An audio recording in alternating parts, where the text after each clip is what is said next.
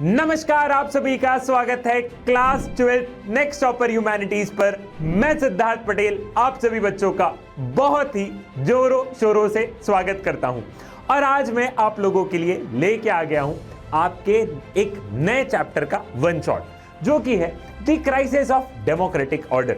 आपकी किताब politics in India since independence का chapter number 6 the crisis of democratic order.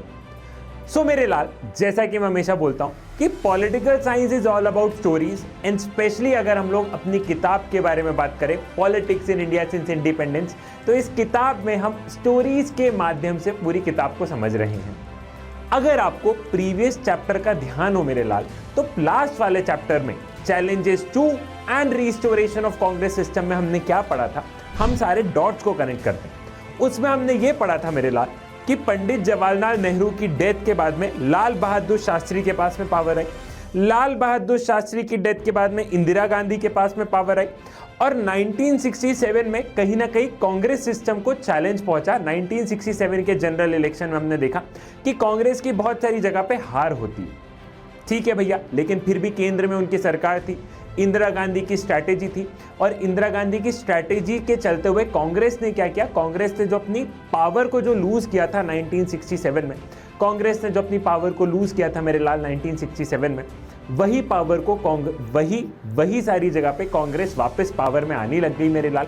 और हम लोग ये देखते हैं 1971 आते आते तक हम लोग ये देखते हैं कि कांग्रेस सिस्टम जो था वो वापस से रीस्टोर हो जाता है। हमें 1971 के आते आते तक हमें ये लगने लग जाता है कि जो कांग्रेस जो कि अपनी पावर खो चुकी थी, वही कांग्रेस वापस से पूरे देश में क्या है, वही कांग्रेस का वापस से पूरे देश में अपना वर्चस्व फैल रहा है। वही कांग्रेस पूरे देश में क्या है, वही कांग्रेस मेरे लाल पूरे देश में अपनी क्या करे, पूरे देश में अपनी सरकार बना रही है।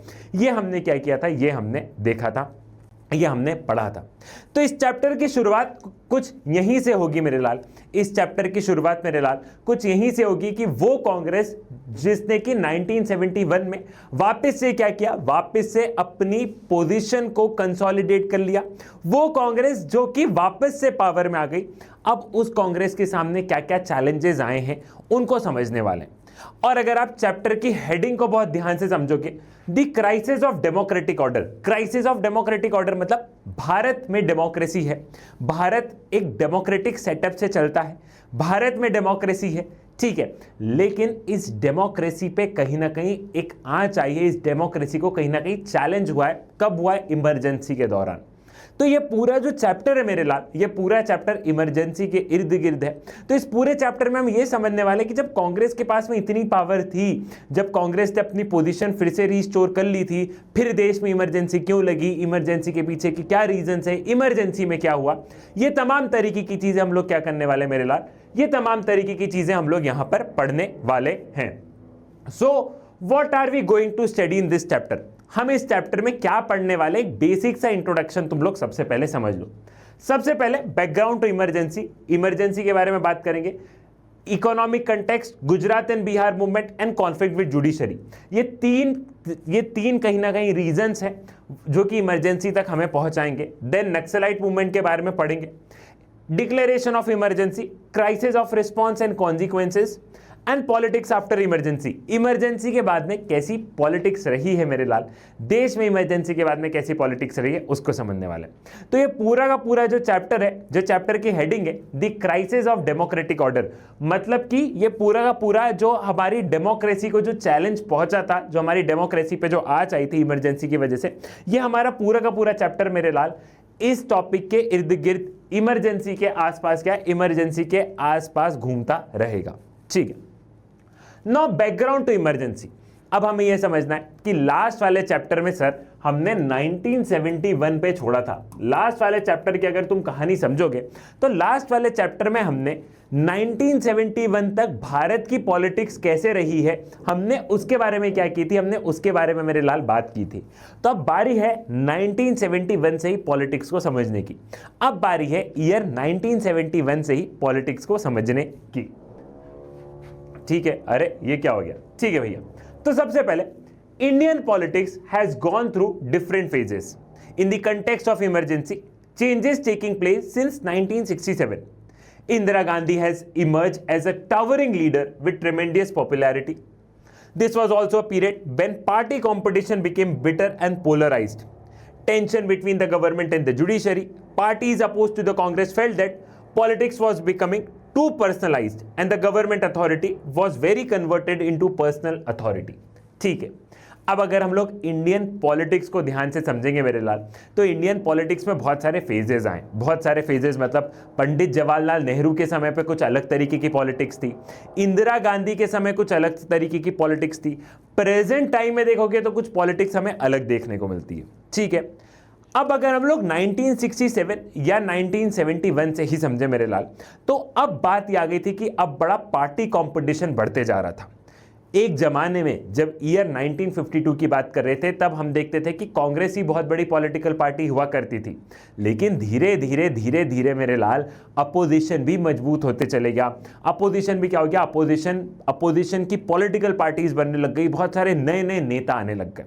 तो हम लोग ये देख रहे थे मेरे लाल कि पार्टी पॉलिटिक्स बड़ा पोलराइज और बड़ा कॉम्पिटिटिव हो रहा था, बहुत सारी पॉलिटिकल पार्टीज बन गई थी, बहुत सारी पॉलिटिकल पार्टी एक अच्छा तगड़ा कंपटीशन दे रही थी कांग्रेस को। साथ ही साथ उस समय यह भी देखा गया था मेरे लाल कि उस जो पहले वाला कांग्रेस था वैसे कांग्रेस नहीं रहा। अब जो कांग्रेस था वो सारा का सारा कांग्रेस इंदिरा गांधी के इर्द गिर्द घूम रहा था, सारा का सारा कांग्रेस इंदिरा गांधी इंदिरा गांधी इंदिरा गांधी की माला जप रहा था। तो हम कहीं ना कहीं ये देख रहे थे कि गवर्नमेंट पावर एक कहीं ना कहीं एक पर्सनल पावर बनती चली जा रही थी। रेदर देन गवर्नमेंट के पास में पावर है, वो एक पर्सनल अथॉरिटी, एक पर्सनल पावर, एक इंदिरा गांधी के नाम पे सारी की सारी चीजें क्या है, सारी की सारी चीजें मेरे लाल कुछ इस तरीके से होने लग गई थी। इसी दौरान हम लोग ये भी देखते हैं मेरे लाल कि जुडिशरी और सरकार में भी कॉन्फ्लिक्ट था। इसी दौरान हम लोग ये देखते हैं कि जुडिशरी और पार्लियामेंट में भी कॉन्फ्लिक्ट आना स्टार्ट होते हैं। वो कॉन्फ्लिक्ट क्या थे, तो आपने क्लास 11 में पढ़ा है कि जब भी सरकार directive principle of the state policy को इंप्लीमेंट करती है, जब भी सरकार कोई वेलफेयर का काम करती है, तो किसी ना किसी इंसान की फंडामेंटल राइट वॉलेट हो जाती है, तो वो क्या करता है, वो सुप्रीम कोर्ट में केस फाइल कर देता है। तो ये भी एक कॉन्फ्लिक्ट इमर्ज होने लग गए थे मेरे लाल।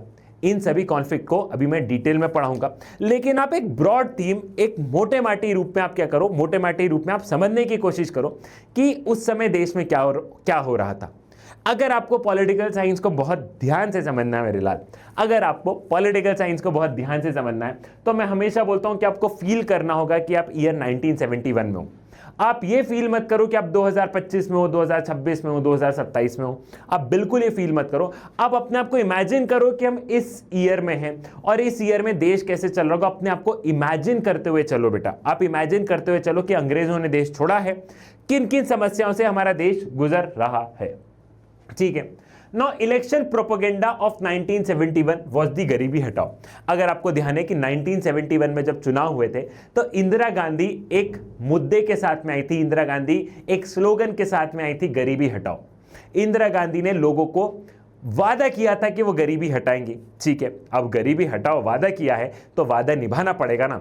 अगर वादा नहीं निभाओगे तो लोग क्या हो जाएंगे, लोग त्रस्त हो जाएंगे। लोगों को लगेगा कि ये जो सरकार है ये जुमले वाली सरकार है, ये सरकार से वादे करती है, वादों को पूरा नहीं करती है। तो इंदिरा गांधी ने क्या किया, इंदिरा गांधी ने उस समय स्लोगन दिया था, अगर आपको ध्यान हो तो इंदिरा गांधी ने 1971 के चुनाव में स्लोगन दिया था मेरे लाल, वो स्लोगन था गरीबी हटाओ। The Bangladesh crisis has put a heavy strain on India's economy. How? ठीक है, लेकिन हम लोग ये देखते हैं कि इसी दौरान हमारा पाकिस्तान के साथ वॉर होता है, वो बांग्लादेश वाला, जिसमें कि हमने बांग्लादेश बना दिया था। अब फिर से वॉर हुआ, तो कहीं ना कहीं भारत की इकोनॉमी पे क्या होगा, कहीं ना कहीं भारत की इकोनॉमी पे इंपैक्ट पहुंचेगा ना। ऑलरेडी हमारी इकोनॉमिक हालत मेरे लाल, जब से अंग्रेज हमें छोड़ के गए उस दिन से लेके 1971 तक हमारी इकोनॉमिक स्थिति कोई बहुत ज़्यादा सुधरी नहीं थी। और मल्टीपल अगर वॉर्स होंगे, अगर हम लोग ये देखेंगे मेरे लाल कि मल्टीपल वॉर्स होंगे तो क्या होगा, तो भी हमारी इकोनॉमिक हालत क्या है, इकोनॉमिक हालत हमारी कोई बहुत विशेष ठीक नहीं हो पा रही थी। और मल्टीपल वॉर्स के चक्कर में हमारी हालत और बिगड़ती जा रही थी, हमारे देश की हालत और बिगड़ती जा रही थी। तो ये जो बांग्लादेश की क्राइसिस है भैया, ये बांग्लादेश का ये जो हमारा वॉर हुआ था, इसकी वजह से क्या क्या इंपैक्ट पड़ा है।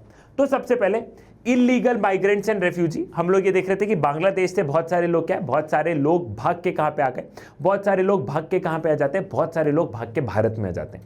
अब जब बहुत सारे लोग भाग के भारत में आते हैं तो हमसे हमारे लोगों को ही नौकरी देते नहीं बन रही है, हमसे हमारे लोगों को ही नौकरी देते नहीं बन रही है, उनका और क्या होगा, वो लोग अपने यहाँ भाग के आ रहे हैं तो ऑलरेडी हमारे यहाँ रिसोर्सेज की कमी है, हमारे यहाँ हम लोगों को घर नौकरी नहीं दे पा रहे, इनको कहाँ से देंगे। ठीक है, दूसरा वॉर विद पाकिस्तान, पाकिस्तान के साथ वॉर हुआ तो ऑफ कोर्स हमारी ज्यादा से ज्यादा स्पेंडिंग डिफेंस, आर्मी, इन सब चीजों पे हुई, तो रेदर देन हम लोगों पे खर्च करने की बजाय हम डिफेंस पे ज्यादा खर्च करने लग गए। US government stop all its aid to India, हम लोग ये भी देख रहे थे मेरे लाल कि जो यूएस गवर्नमेंट जो हमें पहले थोड़े बहुत एड देती थी, थोड़े बहुत रुपए देती थी, सरकार ने, यूएस गवर्नमेंट ने वो जो थोड़ा बहुत देती थी वो भी स्टॉप कर दिया, वो भी देना मना कर दिया। और यूएस ही क्यों, यूएस तुम लोग जानते हो कि चाहे वर्ल्ड बैंक हो, ये IMF हो, ये सब अमेरिका ही तो चला रहा है, इनडायरेक्टली अमेरिका ही तो चला रहा है, तो कहीं ना कहीं भारत को इन सारी चीजों से बड़ा झटका मिला था। ठीक है, क्योंकि यूएस जो था वो पाकिस्तान के साथ था। Then increase in oil prices, that is inflation, हम लोग ये देख रहे थे मेरे लाल कि इसी समय पे वर्ल्ड लेवल पे ऑयल प्राइसेस इंक्रीज होने लग गए थे, क्योंकि वर्ल्ड लेवल पे मिडिल ईस्ट वगैरह इन सारी जगह पे भी क्राइसिस चल रही थी। तो हम लोग ये देखते हैं मेरे लाल कि ऑयल, इसी समय पे ऑयल प्राइसेस क्या है, ऑयल प्राइसेस इंक्रीज हो रहे थे और इसकी वजह से हम लोग अपनी इकोनॉमी में इन्फ्लेशन देखते हैं, इसकी वजह से हम लोग अपनी इकोनॉमी में इन्फ्लेशन देखते हैं। जो इंडस्ट्रियल ग्रोथ है मेरे लाल, जो इंडस्ट्रियल ग्रोथ अपने देश की नीचे जा रही थी। अनएम्प्लॉयमेंट हमारे देश में क्या हो रहा था, अनएम्प्लॉयमेंट हमारे देश में बढ़ता जा रहा था। In order to reduce the expenditure, the government froze the salary of its employ, dissatisfaction among the government employees. साथ ही साथ अब सरकार के पास में पैसे की कमी, सरकार को देश का विकास करना है, सरकार को गरीबी हटाना है, लेकिन समस्या पे समस्या आ रही है, इतनी सारी समस्या आ रही है। अब सरकार के पास में रुपए थोड़े से हैं, सरकार को ऑयल भी खरीदना है, सरकार को लोगों का भला भी करना है, सरकार को डिफेंस पे भी खर्च करना है, सरकार को सारी चीजों पे ध्यान देना है। तो सरकार ने क्या सोचा, उस समय की जो गवर्नमेंट थी उन्होंने क्या किया, उन्होंने गवर्नमेंट एम्प्लॉयज, जो भी सरकारी एम्प्लॉयज थे, उन सबकी सैलरी को क्या किया, उन सबकी सैलरी को फ्रोज कर दिया, उन सबकी सैलरी होल्ड पे रख दी। अगर आप किसी की सैलरी होल्ड पर रख दोगे मेरे लाल, तो वो प्रोटेस्ट करेगा कि नहीं करेगा, प्रोटेस्ट करेगा ना मेरे लाल, उनका घर भी तो उसी सैलरी से चल रहा है। लेकिन सरकार को लगा सरकारी लोगों की सबसे पहले सैलरी को क्या करो, इनको जरा रोको, उन पैसों को अपन क्या करेंगे, उन पैसों को अपन दूसरी जगह पे इस्तेमाल करेंगे। लेकिन जिन जिन की सैलरी रुकेगी मेरे लाल, वो तो ऑफकोर्स प्रोटेस्ट करेंगे ना, वो लोग तो ऑफकोर्स डिससेटिस्फैक्शन आएगा। तो हम लोग यहाँ पे क्या देखते हैं, हम लोग यहाँ पे ये देख रहे हैं मेरे लाल कि जो गवर्नमेंट एम्प्लॉयज हैं वो सरकार से नाखुश होना स्टार्ट हो गए। जो गवर्नमेंट एम्प्लॉयज थे मेरे लाल, वो क्या हो गए, वो सरकार से नाखुश होना स्टार्ट हो गए, वो सरकार से खुश नहीं थे। ठीक है, मॉनसून फेलियर 1972-1973, ठीक है, 1972-1973, तो उसकी वजह से एग्रीकल्चर प्रोडक्टिविटी भी क्या हो गई, उसकी वजह से एग्रीकल्चर प्रोडक्टिविटी भी नीचे गिरती जा रही थी। अब इसी के साथ भगवान ने भी क्या किया, भगवान ने भी टेस्ट, जब परीक्षा भगवान लेता है ना मेरे लाल, तो पूरी परीक्षा ले लेता है, एक साथ में पूरी समस्या दे देता है। ऊपर वाला भी सोचता है कि एक साथ में क्या करो, एक साथ में पूरी समस्या दे दो। अब एग्रीकल्चर पे तो किसी का कंट्रोल नहीं था, तो हम लोग क्या देख रहे थे कि एग्रीकल्चर प्रोडक्शन भी उस समय डाउन हो जाता है। क्यों? क्योंकि मॉनसून फेलियर लगातार 1-2 साल तक चला, तो जो थोड़ी बहुत हमारी इकोनॉमी चल रही थी उसमें भी क्या हो गया, उसमें भी इम्पैक्ट आ गया। क्योंकि हम लोग क्या देखते हैं, हम लोग देखते हैं कि एग्रीकल्चर फेलियर मतलब प्रोडक्टिविटी, एग्रीकल्चर प्रोडक्टिविटी इस समय में ड्रॉप देखने को मिली। इतनी सारी समस्याओं में एक समस्या और आ गई, ऑलरेडी पैसा नहीं है, गवर्नमेंट की सैलरीज, गवर्नमेंट एम्प्लॉयज़ की सैलरी फ्रीज कर दी है, ऑयल खरीदना है, देश का विकास करना है, एग्रीकल्चर के सहारे तो भारत की इकोनॉमी चल रही है, उसमें भी मॉनसून अगर बिगड़ गया तो एग्रीकल्चर की प्रोडक्टिविटी बिगड़ गई। ठीक है, There were general atmosphere of dissatisfaction with the prevailing economic situation all over the country. अब इतनी सारी चीज़ें चल रही है तो लोग सरकार को उम्मीद से देखेगा ना, इंसान सरकार को उम्मीद से देखता है ना कि तुम करोगे विकास, तुम लेके आओगे चीज़। तो हम लोग देख रहे थे कि इस समय हम लोग क्या देखते हैं, इस समय हम लोग देखते हैं कि बहुत ज़्यादा डिससेटिस्फैक्शन देखने को मिल रहा था। लोग सरकार से एकदम नाखुश हो गए थे क्योंकि लोगों को लग रहा था कि इतनी सारी क्राइसिस है। लोग ये नहीं देखते कि ये क्राइसिस में सरकार का कंट्रोल नहीं है किया, सरकार ने किया या नहीं किया, लोग ये देखते हैं कि हमने तुमको चुना है तो तुमको काम करना पड़ेगा। और ये सही बात है, ये हकीकत बात है कि अगर हम सरकार को चुनते हैं तो हम सरकार से एक्सपेक्ट करते हैं कि तुम हमें काम करके दो। हमने तुम्हें सरकार में इसीलिए बनाया है ताकि उनकी तुम काम करके दो। तो हम लोग ये देख रहे थे भैया कि एक डिससेटिस्फैक्शन क्या है, एक डिससेटिस्फैक्शन मेरे लाल हमको देखने को मिला, एक डिससेटिस्फैक्शन हमको देखने को मिला। ठीक है, now political development associated with economic problems. अब ये जो इकोनॉमिक प्रॉब्लम्स चल रही थी, इससे क्या क्या पॉलिटिकल डेवलपमेंट्स हुए, मतलब जब इतनी सारी समस्या चल रही थी तो अपोजिशन की पार्टीज ने कुछ ना कुछ तो किया होगा ना, अपोजिशन के लोग ने, अपोजिशन की पॉलिटिकल पार्टीज ने कुछ ना कुछ तो किया होगा ना मेरे लाल, कुछ ना कुछ तो किया होगा ना। तो जरा वो समझते हैं। ठीक है, non Congress opposition party were able to organise popular protest effectively, student unrest become pronounce in this period. ठीक है, हम लोग देख रहे हैं कि इस समय जो नॉन कांग्रेस पॉलिटिकल पार्टी थी, अपोजिशन पार्टीज थी, वो लोग बहुत प्रोटेस्ट करने लग गई और बहुत सक्सेसफुल प्रोटेस्ट करने लग गई क्योंकि लोग ऑलरेडी हताश हैं। अब अगर non Congress political party protest करेगी तो लोग क्या करेंगे, लोग साथ देंगे, लोग साथ देंगे क्योंकि लोग ऑलरेडी कांग्रेस से क्या है, लोग ऑलरेडी कांग्रेस से परेशान है। तो जो भी पॉलिटिकल पार्टी उस समय प्रोटेस्ट करी थी, लोग साथ दे रहे थे। साथ ही साथ मेरे लाल इस समय हम लोग स्टूडेंट प्रोटेस्ट बहुत ज़्यादा देखने लग गए थे क्योंकि अनएम्प्लॉयमेंट वाला मुद्दा आ गया।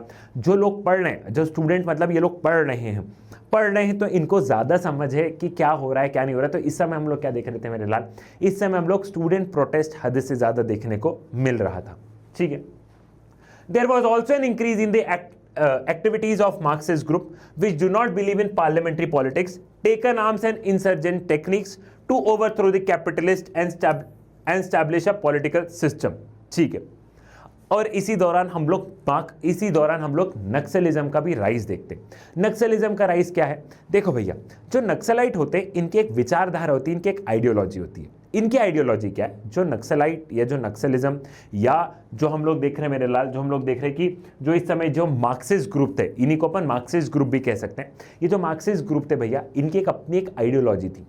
इनकी आइडियोलॉजी ये थी कि ये जो गवर्नमेंट है, ये गवर्नमेंट से बड़ा क्रिटिसाइज करते हैं, कोई भी गवर्नमेंट हो, इररिस्पेक्टिव बीजेपी हो कांग्रेस हो।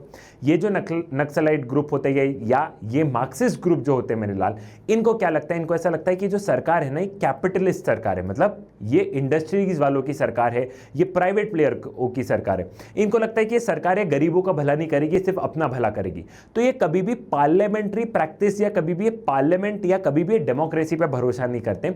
इनको लगता है कि हथियार उठाओ, इन सरकार को खत्म कर दो, और पावर जो है, पावर लोगों के पास में रहना चाहिए। पावर लोगों के पास में रहेगा तब सही है, क्योंकि ये जो सरकार होती है, सरकार किसके लिए काम करती है, सरकार कैपिटलिज्म के लिए काम करती है। ये सरकार कैपिटलिस्ट आइडियोलॉजी के साथ में काम करती है, सरकार प्राइवेट प्लेयर, पैसा, इन सब के लिए काम करती है। तो ये लोग, इन लोगों ने हथियार उठा लिए। यहां पे हम लोगों ने देखने लग गए कि इसी दौरान नक्सलिज्म क्या है, नक्सलिज्म का क्या है मेरे लाल, इसी दौरान नक्सलिज्म एकदम राइज पर हो गया। ठीक है, तो Marxist Leninist, now Maoist groups और नक्सलाइट, तो आप माओइस्ट को ही नक्सलाइट कहते हो। तो ये पूरा ये नक्सलाइट का क्यों नक्सलिज्म बढ़ा या नक्सलिज्म का क्या रीजन था, तो वो मैंने तुम्हें बता दिया। और इसी समय हम लोग क्या देखते हैं मेरे लाल, इसी समय हम लोग नक्सलिज्म का राइज देखते हैं। स्टूडेंट प्रोटेस्ट ड्यूरिंग 1960s, तुम लोग देखोगे कि यहाँ पे स्टूडेंट का प्रोटेस्ट है, स्टूडेंट खड़े, स्टूडेंट प्रोटेस्ट चल रहा है। ठीक है, और हम लोग यहाँ पे ये भी देख रहे हैं कि Marxist movement during 1970s, Marxist भी अपने अपने अलग अलग आंदोलन कर रहे हैं, कभी हथियार उठा रहे हैं, कभी प्रोटेस्ट कर रहे हैं, लेकिन इनका भी क्या है, इनका भी आंदोलन चल रहा है, इनका भी आंदोलन चल रहा है। इन सारी चीजों से तुम्हें एक चीज समझ में आना चाहिए कि लोग सरकार से खुश नहीं है, लोग सरकार से खुश नहीं है। ठीक है, now Gujarat and Bihar movement, ये बहुत इंपॉर्टेंट मूवमेंट है कि गुजरात में और बिहार में स्टूडेंट्स ने प्रोटेस्ट किया। तो सबसे पहले अपन गुजरात की कहानी समझते हैं। सबसे पहले मेरे लाल अपन क्या करते हैं, सबसे पहले अपन गुजरात की कहानी समझते हैं कि गुजरात में क्या हुआ। ठीक है, स्टूडेंट प्रोटेस्ट इन गुजरात, क्या रीजन थे स्टूडेंट का प्रोटेस्ट करने का। In January 1974 in Gujarat started an agitations against the rising prices of food grains, cooking oil and other essential commodities and against the corruption in high places। ठीक है, हम लोग ये देख रहे थे मेरे लाल कि जनवरी 1974 में गुजरात में क्या होता है, गुजरात में प्रोटेस्ट होना स्टार्ट होता है। लोग जो रहते हैं, जो बच्चे रहते हैं, जो कॉलेज गोइंग स्टूडेंट्स रहते हैं, वो लोग प्रोटेस्ट करना स्टार्ट करते हैं। उनका सिंपल रीजन ये है कि पूरे इकोनॉमी में इन्फ्लेशन बढ़ गया है, हर चीज़ के प्राइजेस बढ़ते जा रहे हैं। तो फूड ग्रेन्स के, एसेंशियल कमोडिटीज़, खाने पीने के सामान के प्राइजेस बढ़ रहे हैं। तो इन लोगों ने इन सारी चीज़ों, फूड ग्रेन्स पे, कुकिंग ऑयल पे इन सारी चीजों के जब प्राइजेस बढ़े तो यहाँ पे स्टूडेंट ने प्रोटेस्ट करना स्टार्ट कर दिया। साथ ही साथ स्टूडेंट का ये कहना था कि ये जो सरकारी विभाग है, ये जो सरकार है, ये करप्ट प्रैक्टिसेस करती है। करप्शन भी उस समय अच्छा खासा पीक पे था। सरकारी ऑफिस तुम जानते हो कि पहले कैसे रुपए देने पड़ते थे काम निकलवाने के लिए, ठीक है। तो इन तमाम तरीके की चीजें के लिए क्या हुआ, इन तमाम तरीके की चीजों के लिए गुजरात में स्टूडेंट प्रोटेस्ट होना स्टार्ट हुआ। अब हम लोग क्या देखते हैं, इस प्रोटेस्ट का इंपैक्ट क्या पड़ा, इस प्रोटेस्ट का मेरे लाल इंपैक्ट क्या था। तो इंपैक्ट था, student protest was joined by major opposition party, imposition of president rule. हम लोग देखते हैं कि ये जो स्टूडेंट प्रोटेस्ट है, सारी अपोजिशन पार्टीज ने देखा कि गुजरात में क्या है, गुजरात में स्टूडेंट लोग आंदोलन कर रहे हैं, तो सारी पॉलिटिकल पार्टीज ने क्या किया, इस प्रोटेस्ट को बड़ा किया, इस प्रोटेस्ट को बड़ा बनाया, ठीक है। तो सारी अपोजिशन पार्टीज ने क्या किया, सारी अपोजिशन पार्टीज ने इस गुजरात प्रोटेस्ट को क्या है, गुजरात प्रोटेस्ट को ज्वाइन किया, गुजरात प्रोटेस्ट को ज्वाइन कर लिया। अब इतना बड़ा ये प्रोटेस्ट बन गया कि वहां पे प्रेसिडेंट रूल लगाना पड़ा, केंद्र सरकार को प्रेसिडेंट रूल लगाना पड़ा गुजरात में, ठीक है, केंद्र सरकार को प्रेसिडेंट रूल लगाना पड़ा। The opposition party demanded fresh election to the state legislature. और जो अपोजिशन पार्टीज थी वो बोल रही थी कि गुजरात में फिर से चुनाव करवाओ, गुजरात की असेंबली का फिर से चुनाव होना चाहिए, हमें ये सरकार नहीं चाहिए, तुम प्रेसिडेंट रूल भी हटाओ, गुजरात में हमें फ्रेश इलेक्शन चाहिए। गुजरात में हमें क्या चाहिए, गुजरात में हमें फ्रेश इलेक्शन चाहिए। ये कुछ फोटोज हैं, तुम देखो, स्टूडेंट प्रोटेस्ट ड्यूरिंग 1974। तो ये कुछ प्रोटेस्ट है मेरे लाल, यहाँ पे कुछ इस बड़े पैमाने पे क्या है, इस बड़े पैमाने पे प्रोटेस्ट होने लग गया। अब मोरारजी देसाई जो थे, मोरारजी देसाई जो थे भैया, वो उस समय क्या हुआ, उस समय उन्होंने बोला announce that he will go on an indefinite fast if fresh elections were not held in the state. Morarji Desai ने बोला कि अगर गुजरात में फ्रेश इलेक्शंस नहीं हुए, गुजरात के अंदर फिर से चुनाव नहीं करवाए, तो मोरारजी देसाई अनशन पे बैठ जाएंगे जब तक इनडेफिनिट फास्ट, मतलब अप टू द डेथ। तुम मेरी बात मानो, नहीं तो मैं जब तक मौत नहीं आ जाती तब तक बिना खाए बिना पिए मैं फास्ट पे बैठूंगा। तो मोरारजी देसाई ने ये डिमांड सरकार के सामने रख दी, ठीक है। Under the immense pressure from student supported by the opposition political party, assembly elections were held in June 1975। अब जब इतना प्रेशर आया केंद्र सरकार पे, जब सेंट्रल गवर्नमेंट पे इतना प्रेशर आया, स्टूडेंट का प्रोटेस्ट है, अपोजिशन पार्टीज का अपोजिशन पार्टी का प्रेशर है, स्टूडेंट का प्रेशर है, मोरारजी देसाई की अपनी डिमांड है, तो इसके चलते क्या होता है, इसके चलते जून 1975 में हम लोग देखते हैं कि फ्रेश इलेक्शन होते हैं। जून 1975 में फ्रेश इलेक्शंस होते हैं और हम लोग देखते हैं कि कांग्रेस क्या है भैया, कांग्रेस इस चुनाव में हार जाती है, कांग्रेस गुजरात में हार जाती है जब फिर से चुनाव होते हैं। एंड रीजन आप जानते ही हो कि लोग नाखुश है, जब प्रोटेस्ट ही गुजरात में कांग्रेस की सरकार थी और कांग्रेस की सरकार के खिलाफ ये आंदोलन हो रहा है, तो ये दिखती सी बात थी मेरे लाल की कांग्रेस को चुनाव हारना ही हारना था, ठीक है। अब जब गुजरात में ही हुआ भैया, तो यही मैसेज क्या है, यही मैसेज पूरे देश में जाता है। जब गुजरात में इतने प्रोटेस्ट चल रहे थे, तो गुजरात के देखा देखिए, अगर मान लो गुजरात में जनवरी से प्रोटेस्ट चल रहे हैं, तो गुजरात में अगर प्रोटेस्ट सक्सेसफुल हो रहा है तो बिहार के लोगों को लगा कि अपन भी प्रोटेस्ट करते हैं। तो गुजरात का सेम मॉडल कहीं ना कहीं बिहार में स्टूडेंट्स ने रेप्लिका करने की कोशिश की, ठीक है। So in March 1974, students came together in Bihar to protest. Why? The key factor, protester invited Jay Prakash Narayan to lead, ठीक है। हम लोग देखते हैं कि 1974 में बिहार में भी क्या है, बिहार में भी स्टूडेंट्स प्रोटेस्ट करने लग गए थे। क्यों करने लगे थे, तो अगेन इन्फ्लेशन बढ़ रहा है, करप्ट गवर्नमेंट है, हमको ये सरकार नहीं चाहिए। अब उस समय जयप्रकाश नारायण जो थे भैया, जयप्रकाश नारायण एक बड़े ही प्रोमिनेंट लीडर थे।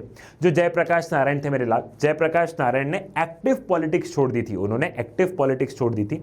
वो सरकार के अगेंस्ट में थे, लेकिन वो ऐसा एक्टिव पॉलिटिक्स, मतलब उनको इलेक्शन या चुनाव लड़ना या वो इन सारी चीजों में वो नहीं थे, उन्होंने उस समय तक एक्टिव पॉलिटिक्स छोड़ दी थी, ठीक है।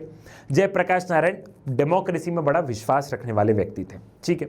जयप्रकाश नारायण की क्रेडिबिलिटी भी बहुत थी, मतलब एक बड़े नेता थे। जैसे अपन बोलते हैं ना कि इंदिरा गांधी एक बड़ी नेता थी, तो जयप्रकाश नारायण भी कहते हैं, जयप्रकाश नारायण भी एक बड़े नेता थे, बस वो एक्टिव पॉलिटिक्स में ही थे।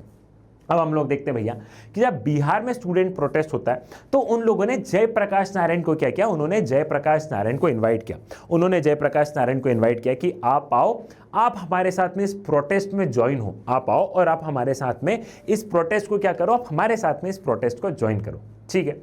He accepted it on one condition, that the movement will remain non-violent and will not limit itself to the Bihar, ठीक है। जयप्रकाश नारायण ने बोला कि ठीक है भैया, जो तुम प्रोटेस्ट कर रहे हो, जो तुम आंदोलन कर रहे हो, मैं उसमें साथ दूंगा। जयप्रकाश नारायण बोलते हैं कि जो स्टूडेंट लोग जो बिहार में प्रोटेस्ट कर रहे हैं, मैं तुम्हारे प्रोटेस्ट में साथ दूंगा, लेकिन मेरी एक कंडीशन है, स्टूडेंट ने पूछा क्या कंडीशन है, तो जयप्रकाश नारायण बोलते हैं भैया कि मेरी कंडीशन है कि अपन जो आंदोलन कर रहे हैं नॉन वॉलेंट होना चाहिए, अपन हथियार वगैरह नहीं उठाएंगे, अपने को सरकार नहीं पसंद है, सरकार की पॉलिसीज नहीं पसंद है, सरकार के काम करने का तरीका नहीं पसंद है, प्रोटेस्ट करो, डेमोक्रेसी में प्रोटेस्ट राइट है, लेकिन नॉन वॉलेंट होना चाहिए, जयप्रकाश नारायण ने बोला। साथ ही साथ जयप्रकाश नारायण बोलते हैं कि अपना प्रोटेस्ट है, जो अपना ये मूवमेंट है, ये सिर्फ बिहार तक सीमित मत रखो, इसे हम पूरे देश में फैलाएंगे, इसे हम पूरे देश में फैलाएंगे, लेकिन पूरे देश में नॉन वॉलेंट प्रोटेस्ट होगा, पूरे देश में नॉन वॉलेंट प्रोटेस्ट होगा। ये क्या है, इस चीज को मान लिया गया, इस चीज को क्या है, इस चीज को मान लिया गया, इस चीज को मतलब जो स्टूडेंट्स हैं उन्होंने मान लिया कि हाँ जयप्रकाश नारायण की हमने बात मानी। तो स्टूडेंट प्रोटेस्ट इन बिहार के ड्राइवर, मतलब स्टूडेंट प्रोटेस्ट इन बिहार के ड्राइवर मतलब नेता, student protest in Bihar, Bihar में जो प्रोटेस्ट हो रहे थे उसके नेता कौन बन के निकले, उसके नेता बन के निकले लोकनायक जयप्रकाश नारायण। ठीक है, Jayaprakash Narayan demanded the dismissal of Congress government in Bihar and gave a call for total revolution in social, economic and political sphere in order to establish what he considered to be a true democracy. A series of Bandh, Gherao and strikes were organized in protest against the Bihar government. The government, however, refused to resign.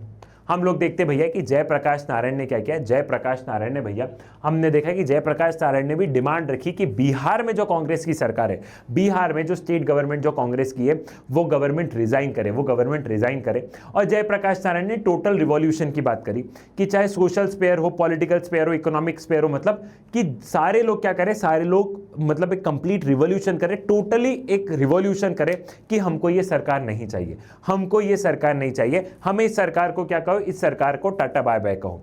तो इस समय पे हम लोग बंद देख रहे थे, घेराव देख रहे थे, दुकान को बंद कर देना, घेराव हो गया, स्ट्राइक हो गया, लोग घेराव करके खड़े हुए हैं, ठीक है, ये सारी चीजें थी। लेकिन बिहार में सरकार ने मना कर दिया। जैसे कि गुजरात में तो क्या हुआ, गुजरात में तो फ्रेश इलेक्शन हो गए, गुजरात में तो फ्रेश इलेक्शन हो गए, गुजरात में तो वहां से सरकार ने रिजाइन कर दिया, प्रेसिडेंट रूल लग गया, फिर से फ्रेश इलेक्शन हो गए। लेकिन बिहार की सरकार ने बोला हम तो रिजाइन नहीं करेंगे, बिहार की सरकार ने बोला कि हम तो क्या करेंगे, हम तो रिजाइन नहीं करेंगे। ठीक है, the movement was a beginning to the influence of national politics. अब ये जो मूवमेंट था मेरे लाल, इसको तुम ये समझो कि ये बहुत बड़ी क्रांति का शुरुआत थी। ये जो मूवमेंट थे मेरे लाल, ये देश में आने वाली बहुत बड़ी क्रांति की क्या थी, बहुत बड़ी क्रांति की मेरे लाल बस एक शुरुआत थी। ठीक है, अब तुम यहां पे समझो, इसके साथ साथ में गुजरात का आंदोलन देखा तुमने, बिहार का आंदोलन देखा। अब जरा अपन एक और देखें, एक रेलवे स्ट्राइक और हुई थी उस समय पे। क्या होता, उस समय पे एक रेलवे स्ट्राइक और हुई थी, रेलवे स्ट्राइक और हुई थी। अभी हम सारे डॉट्स को कनेक्ट कर रहे हैं कि देश में उस समय चल क्या रहा था।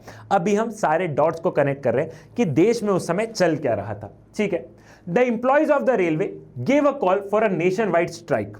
ठीक है, उस समय हम लोग क्या देख रहे थे, उस समय हम लोग ये देख रहे थे भैया कि जो रेलवे है भैया, रेलवे ने भी क्या किया, जो रेलवे के एम्प्लॉइज थे, रेलवे के एम्प्लॉइज ने भी क्या किया, रेलवे के एम्प्लॉइज ने भी नेशन वाइड क्या किया, नेशन वाइड उन्होंने स्ट्राइक स्टार्ट कर दी। नेशन वाइड उन्होंने क्या की, नेशन वाइड उन्होंने स्ट्राइक कर दी, नेशन वाइड उन्होंने स्ट्राइक कर दी। अब जरा पहले रेलवे का पढ़ लेते हैं। ठीक है, इन 1974 the national coordination committee for railway man struggle led by the George Fernandez gave a call for nationwide strike by all employees of railway for pressing their demands related to bonus and service condition। हम लोग देखते हैं भैया कि एक national coordination committee थी, एक national coordination committee थी जो रेलवे मैन्स हैं, इनके स्ट्रगल्स के बारे में वो बात कर रही थी।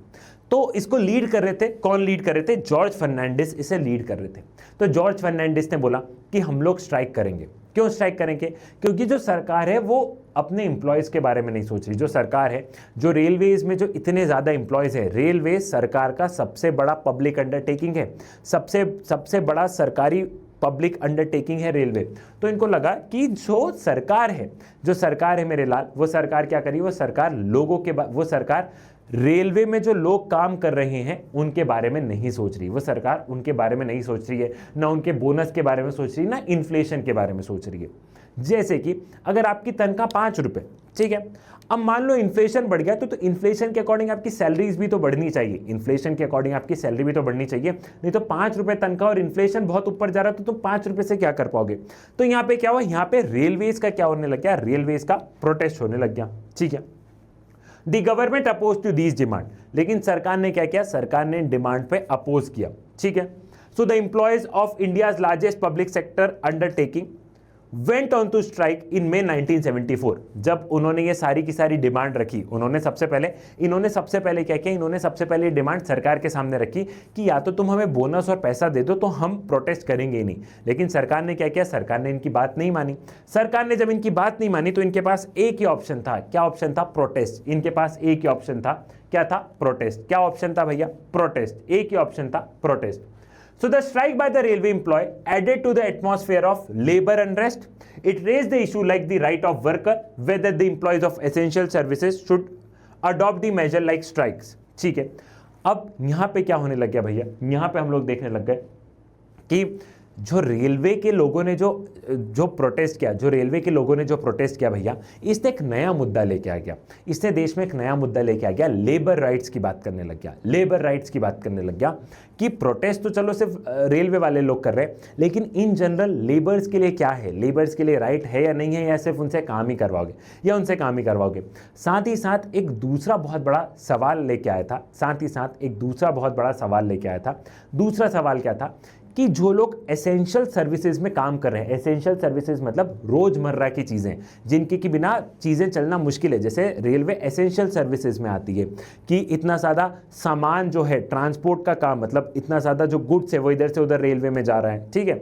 हम लोग देखते हैं मेरे लाल कि लोग ट्रेवल कर रहे हैं, तो क्या एसेंशियल सर्विसेज के लोग प्रोटेस्ट कर सकते हैं या नहीं कर सकते? तो इसने बहुत सारे क्वेश्चंस, रेलवे स्ट्राइक ने लोगों के मन में बहुत सारे क्वेश्चंस लेके आया था।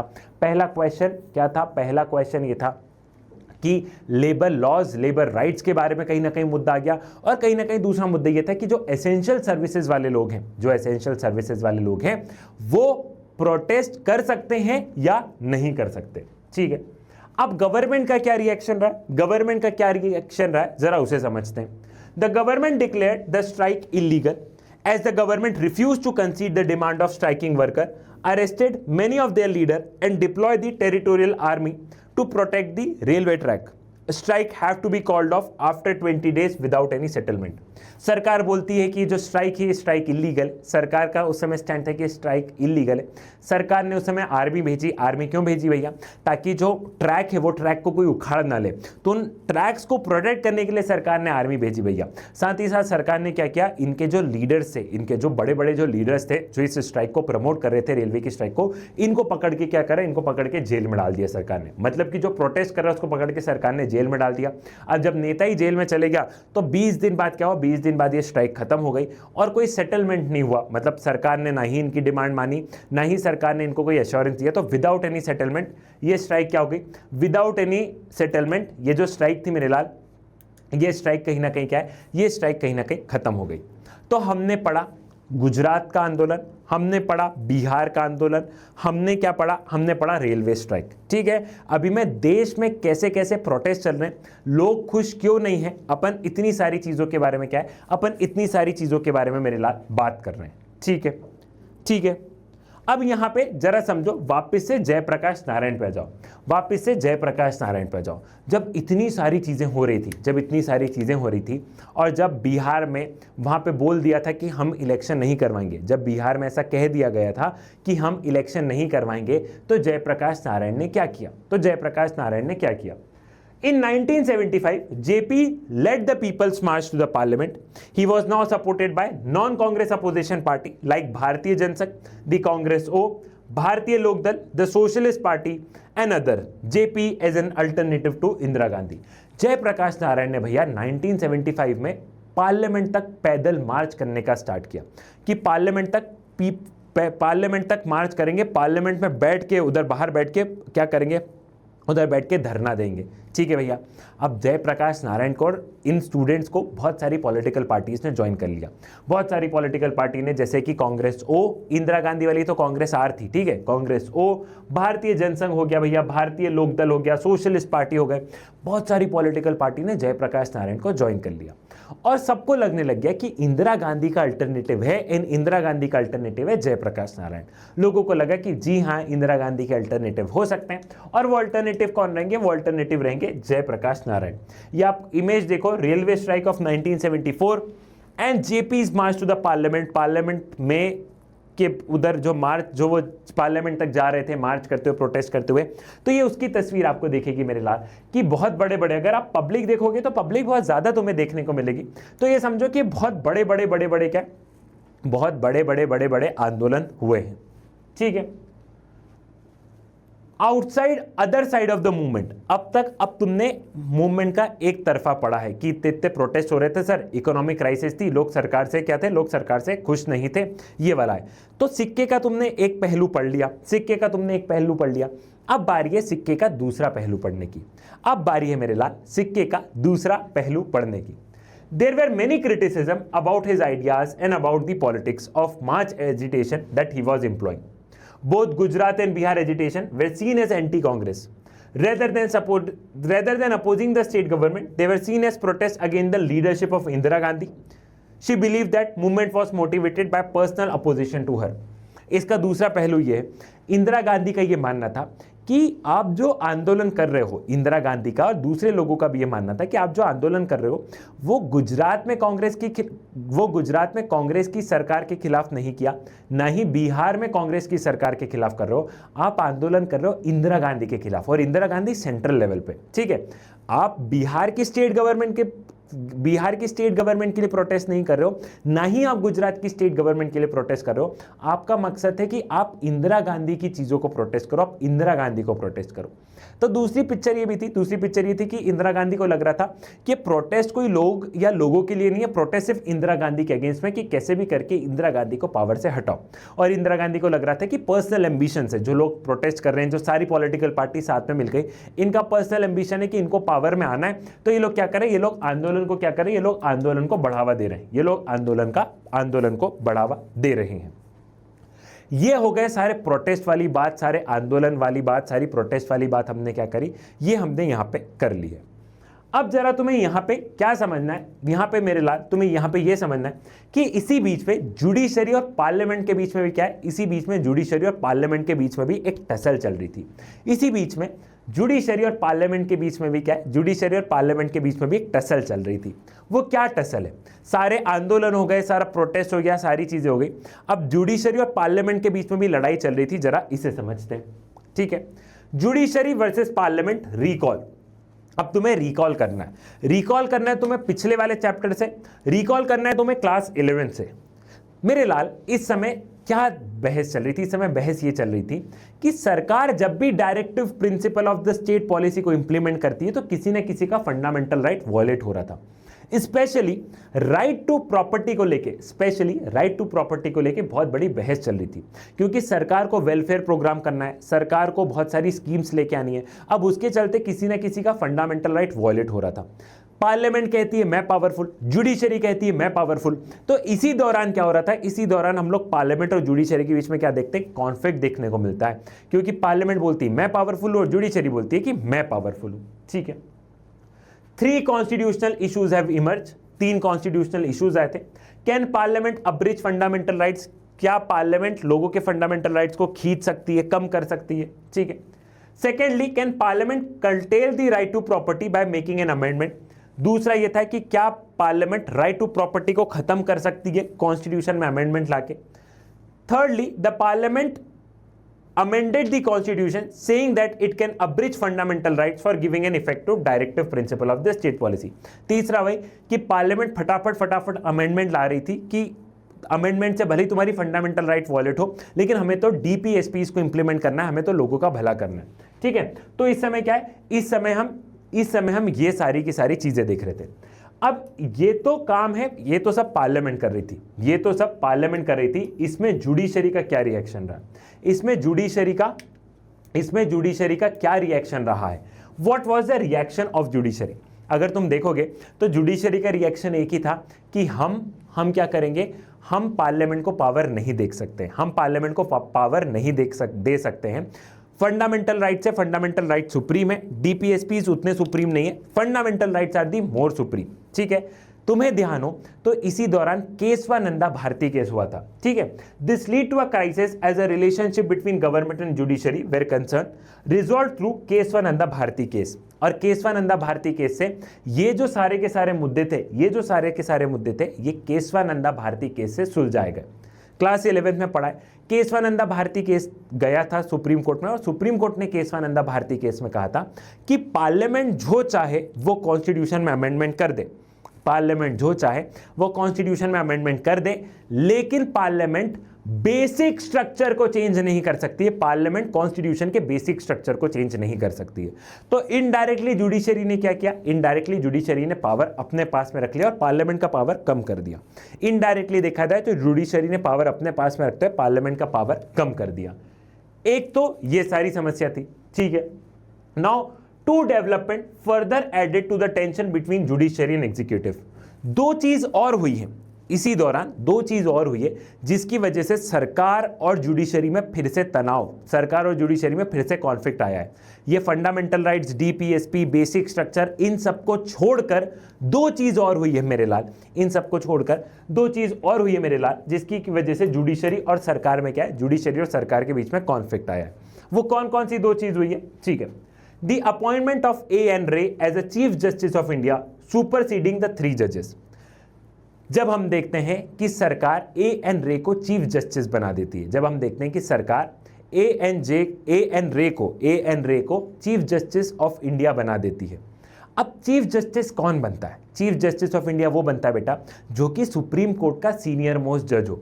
जो सुप्रीम कोर्ट के सीनियर मोस्ट जज रहेंगे वो ऑटोमेटिकली क्या होंगे, वो ऑटोमेटिकली भारत के चीफ जस्टिस बनेंगे, वो ऑटोमेटिकली भारत के चीफ जस्टिस बनेंगे, ठीक है। अब देखा जाए तो A.N. रे से सीनियर 3 जज थे, A.N. रे से सीनियर 3 जज थे, लेकिन सरकार ने उन 3 जज को सुपरसीड करके किसको बनाया, उन 3 जज को सुपरसीड करके A.N. रे को क्या किया, A.N. रे को हमने देखा, A.N. रे को चीफ जस्टिस बना दिया, A.N. रे को चीफ जस्टिस बना दिया, ठीक है।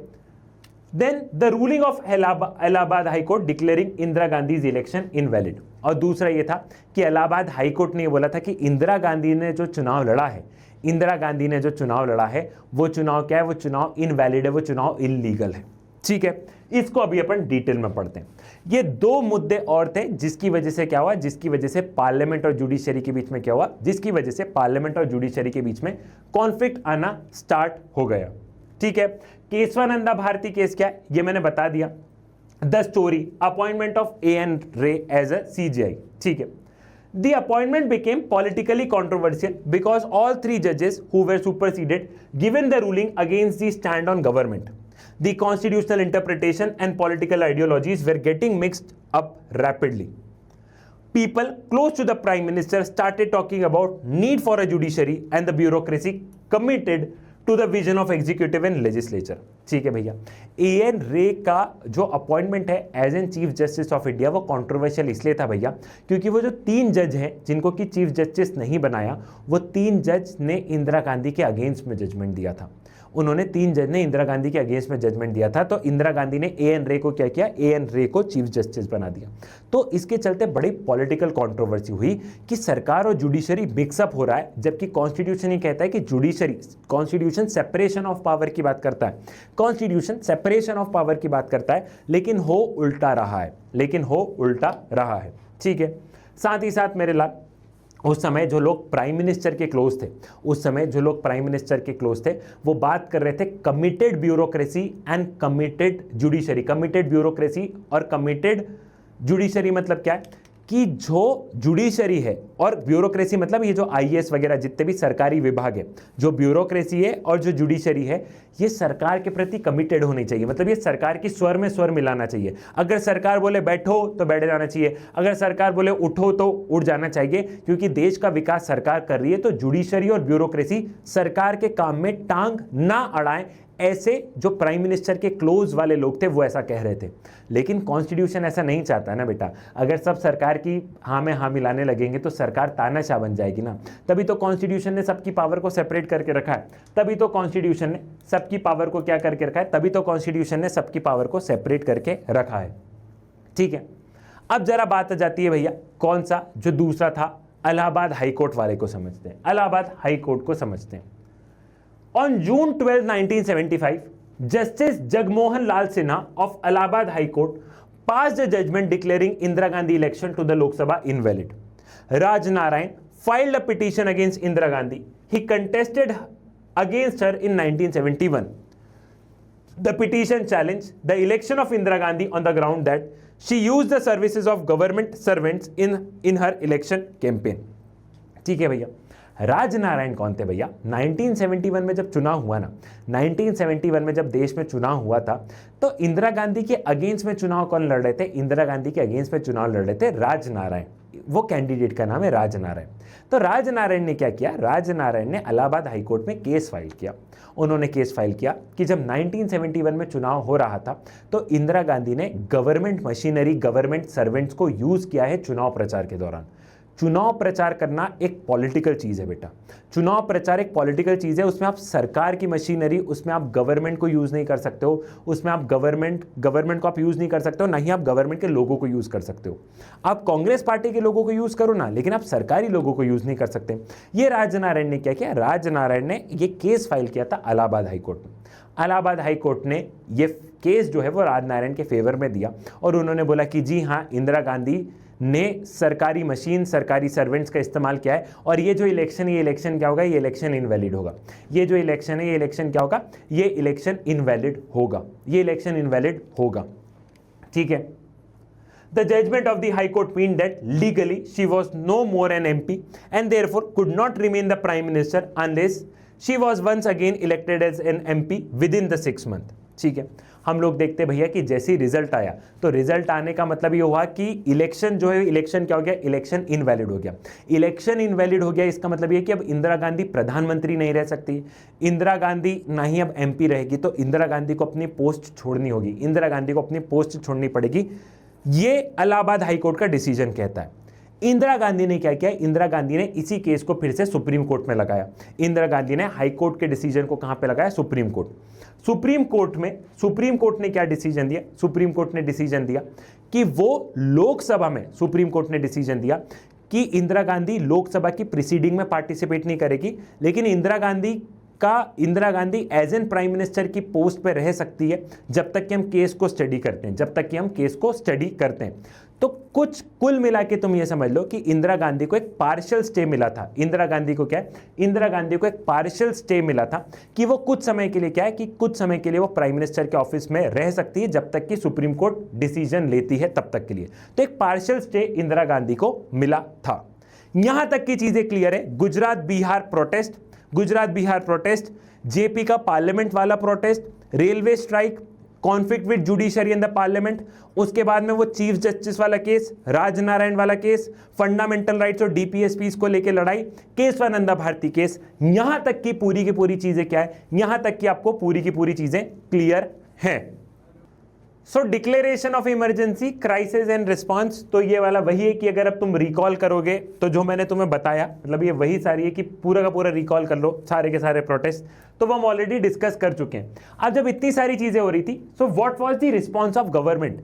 ये तो सारी की सारी चीजें हो गई है, लेकिन अब सरकार का क्या रिस्पॉन्स है? अगर एक साथ में इतनी सारी चीज हो रही है मेरे लाल, तो यहाँ पे सरकार का क्या रिस्पॉन्स है? अब अपने को वो बात करनी है। ठीक है। On June 25, 1975 the government declared that there was a threat of internal disturbance and therefore it invoked Article 352 of the Constitution. Article 352 किस बारे में है? इमरजेंसी के बारे में। जून 25, 1975 सरकार बोलती है कि इंटरनल डिस्टर्बेंस हो रहा है, देश में इंटरनल डिस्टर्बेंस है, देश में इंटरनली बहुत ज़्यादा डिस्टर्बेंस है।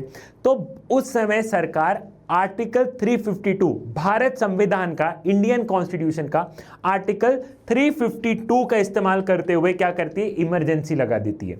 इमरजेंसी इंटरनल डिस्टर्बेंसेस के ग्राउंड पे लगती है, इमरजेंसी इंटरनल डिस्टर्बेंस के नाम पे लगती है। Under this, the government could declare a state of emergency on the ground of external threat or a threat of internal disturbance. Article 352 के तहत या तो आप इमरजेंसी लगा सकते हो, एक्सटर्नल थ्रेट मतलब युद्ध वाली मतलब हालात हो गए हैं, ठीक है, या तो आप क्या लगा लो? आप एक्सटर्नल थ्रेट की वजह से लगा लो, या फिर आप इंटरनल डिस्टर्बेंस की वजह से लगा लो, या फिर आप इंटरनल डिस्टर्बेंसेस की वजह से लगा लो। लेकिन सरकार ने इंटरनल डिस्टर्बेंस की वजह से क्या हुआ? इमरजेंसी इन्वोक कर दी। ठीक है।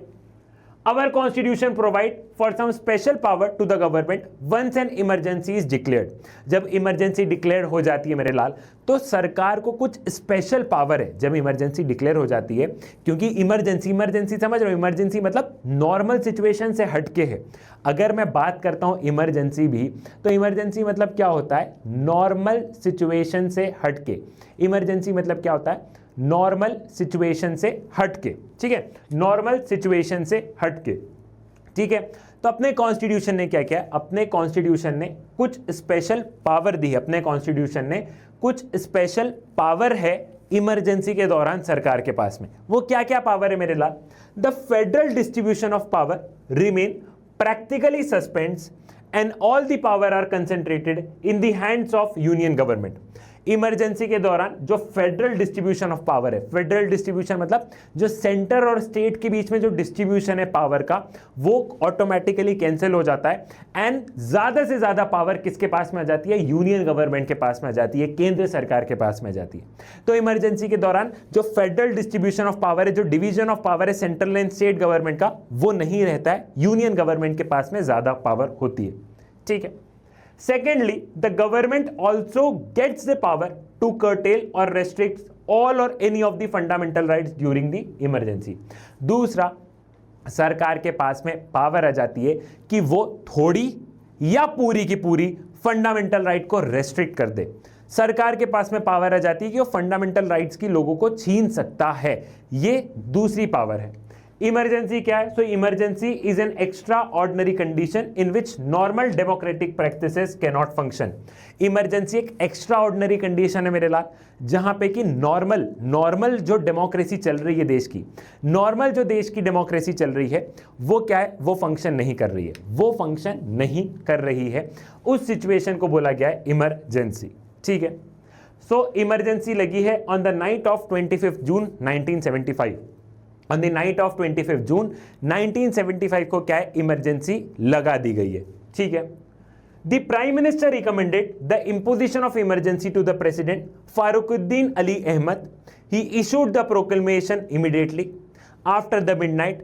Electricity to all the major newspaper offices was disconnected. In the early morning, a large number of leaders, worker and opposition parties were arrested. The cabinet was informed about it as a special meeting at 6 AM on 26 June. Emergency कब लगी भैया, तो 25 जून 1975 की midnight में, आधी रात में। President, हम लोग देखते हैं कि इंदिरा गांधी जो है वो प्रेसिडेंट के पास में जाती है और प्रेसिडेंट से बोलती है कि आप इमरजेंसी लगा दो। प्रेसिडेंट इमरजेंसी को प्रोक्लेम कर देते हैं, मतलब प्रेसिडेंट इमरजेंसी लगा देते हैं। जैसे ही आधी रात में इमरजेंसी लगती है, जितने भी न्यूज़पेपर वाले जो रहते हैं ना, न्यूज़पेपर वाले, मीडिया वाले, इन सबकी सबसे पहले बिजली काट दी जाती है, इन सबकी सबसे पहले बिजली काट दी जाती है। सुबह होते से ही जो अपोजिशन के लीडर जो बहुत ज़्यादा प्रोटेस्ट कर रहे थे, इनको जेल में डाल दिया जाता है। और सुबह 6 बजे कैबिनेट की स्पेशल मीटिंग बुलाती है इंदिरा गांधी। सुबह 6 बजे कैबिनेट की स्पेशल मीटिंग बुलाती है इंदिरा गांधी और 6 बजे वो अपने मंत्रियों को बताती है कि इमरजेंसी लग गई। उन्होंने बस मंत्री को सुबह 6 बजे बताया कि रात से इमरजेंसी लग गई है, तुमको बता रही हूं मैं।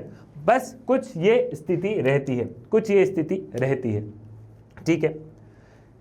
Government use it power, it has following consequences. अब इमरजेंसी के क्या क्या कॉन्सिक्वेंसेज रहे, सरकार ने क्या क्या पावर का इस्तेमाल किया है, जरा अपन वो समझते हैं, ठीक है। Brought the agitation to an abrupt stop, strikes were banned, many opposition leaders were put in jail. जितने भी एजिटेशन, जितने भी प्रोटेस्ट वगैरह चल रहे थे ना, इन सबको होल्ड कर दिया। इन सबको क्या हुआ, इन सबको होल्ड कर दिया गया। जो लीडर्स हैं इनको जेल में डाल दिया गया। जो लीडर्स हैं मेरे लाल, इनको क्या है, इनको जेल में डाल दिया गया, ठीक है। The government suspended the freedom of press, newspaper were asked to get prior approval of all the material to be published, ठीक है। हम लोग देखते हैं भैया कि सरकार ने प्रेस पे रोक लगा दी। न्यूज़पेपर में क्या छपेगा ये सरकार तय करेगी, मतलब तुम न्यूज़पेपर छापो, पहले सरकार को दिखाओ, सरकार अप्रूवल देगी, फिर वो न्यूज़पेपर फिर तुम न्यूज़पेपर में छापना, ठीक है। तो इसी को सेंसरशिप कहा गया है कि सरकार ने सेंसरशिप लगा दी थी, सरकार ने प्रेस पर सेंसरशिप लगा दी थी, ठीक है। Apprehending social and communal disharmony, the government ban Rashtriya Swayamsevak संघ एंड जमाते इस्लामी। हम लोगों ने देखा है कि उस समय सरकार को डर था कि दंगे वगैरह ये रिलीजन के नाम पे ऐसी कोई चीजें ना हो जाए, तो सरकार ने आरएसएस और जमात ए इस्लामी को बैन कर दिया। ठीक है। Protest and strike public disagitations were disallowed. The various fundamental rights of citizens stood suspended, including the right of citizen to move to the court for storing the fundamental rights. उस समय सारे protest वगैरह को भी क्या है, सब कुछ कैंसिल कर दिया, साथ ही साथ फंडामेंटल राइट्स लोगों के छीन लिए गए, इंक्लूडिंग जो आर्टिकल नंबर 32 है कि अगर आपका फंडामेंटल राइट वॉयलेट हो रहा है तो आप कहां जा सकते हो, आप कोर्ट में जा सकते हो। ये वाला राइट तक क्या है, ये वाला राइट तक छीन लिया गया। ये वाला राइट तक क्या है, ये वाले राइट को भी छीन लिया गया। अब अगर आपकी इमरजेंसी के दौरान अगर फंडामेंटल राइट वॉयलेट हो रही है तो आप कोर्ट में नहीं जा सकते हो, ये तक सरकार ने छीन लिया। ठीक है। The government made extensive use of preventive detention. Using Preventive Detention Act, the government made large-scale arrests during emergency. Arrested political worker could not challenge their arrest through habeas corpus petition. ठीक है।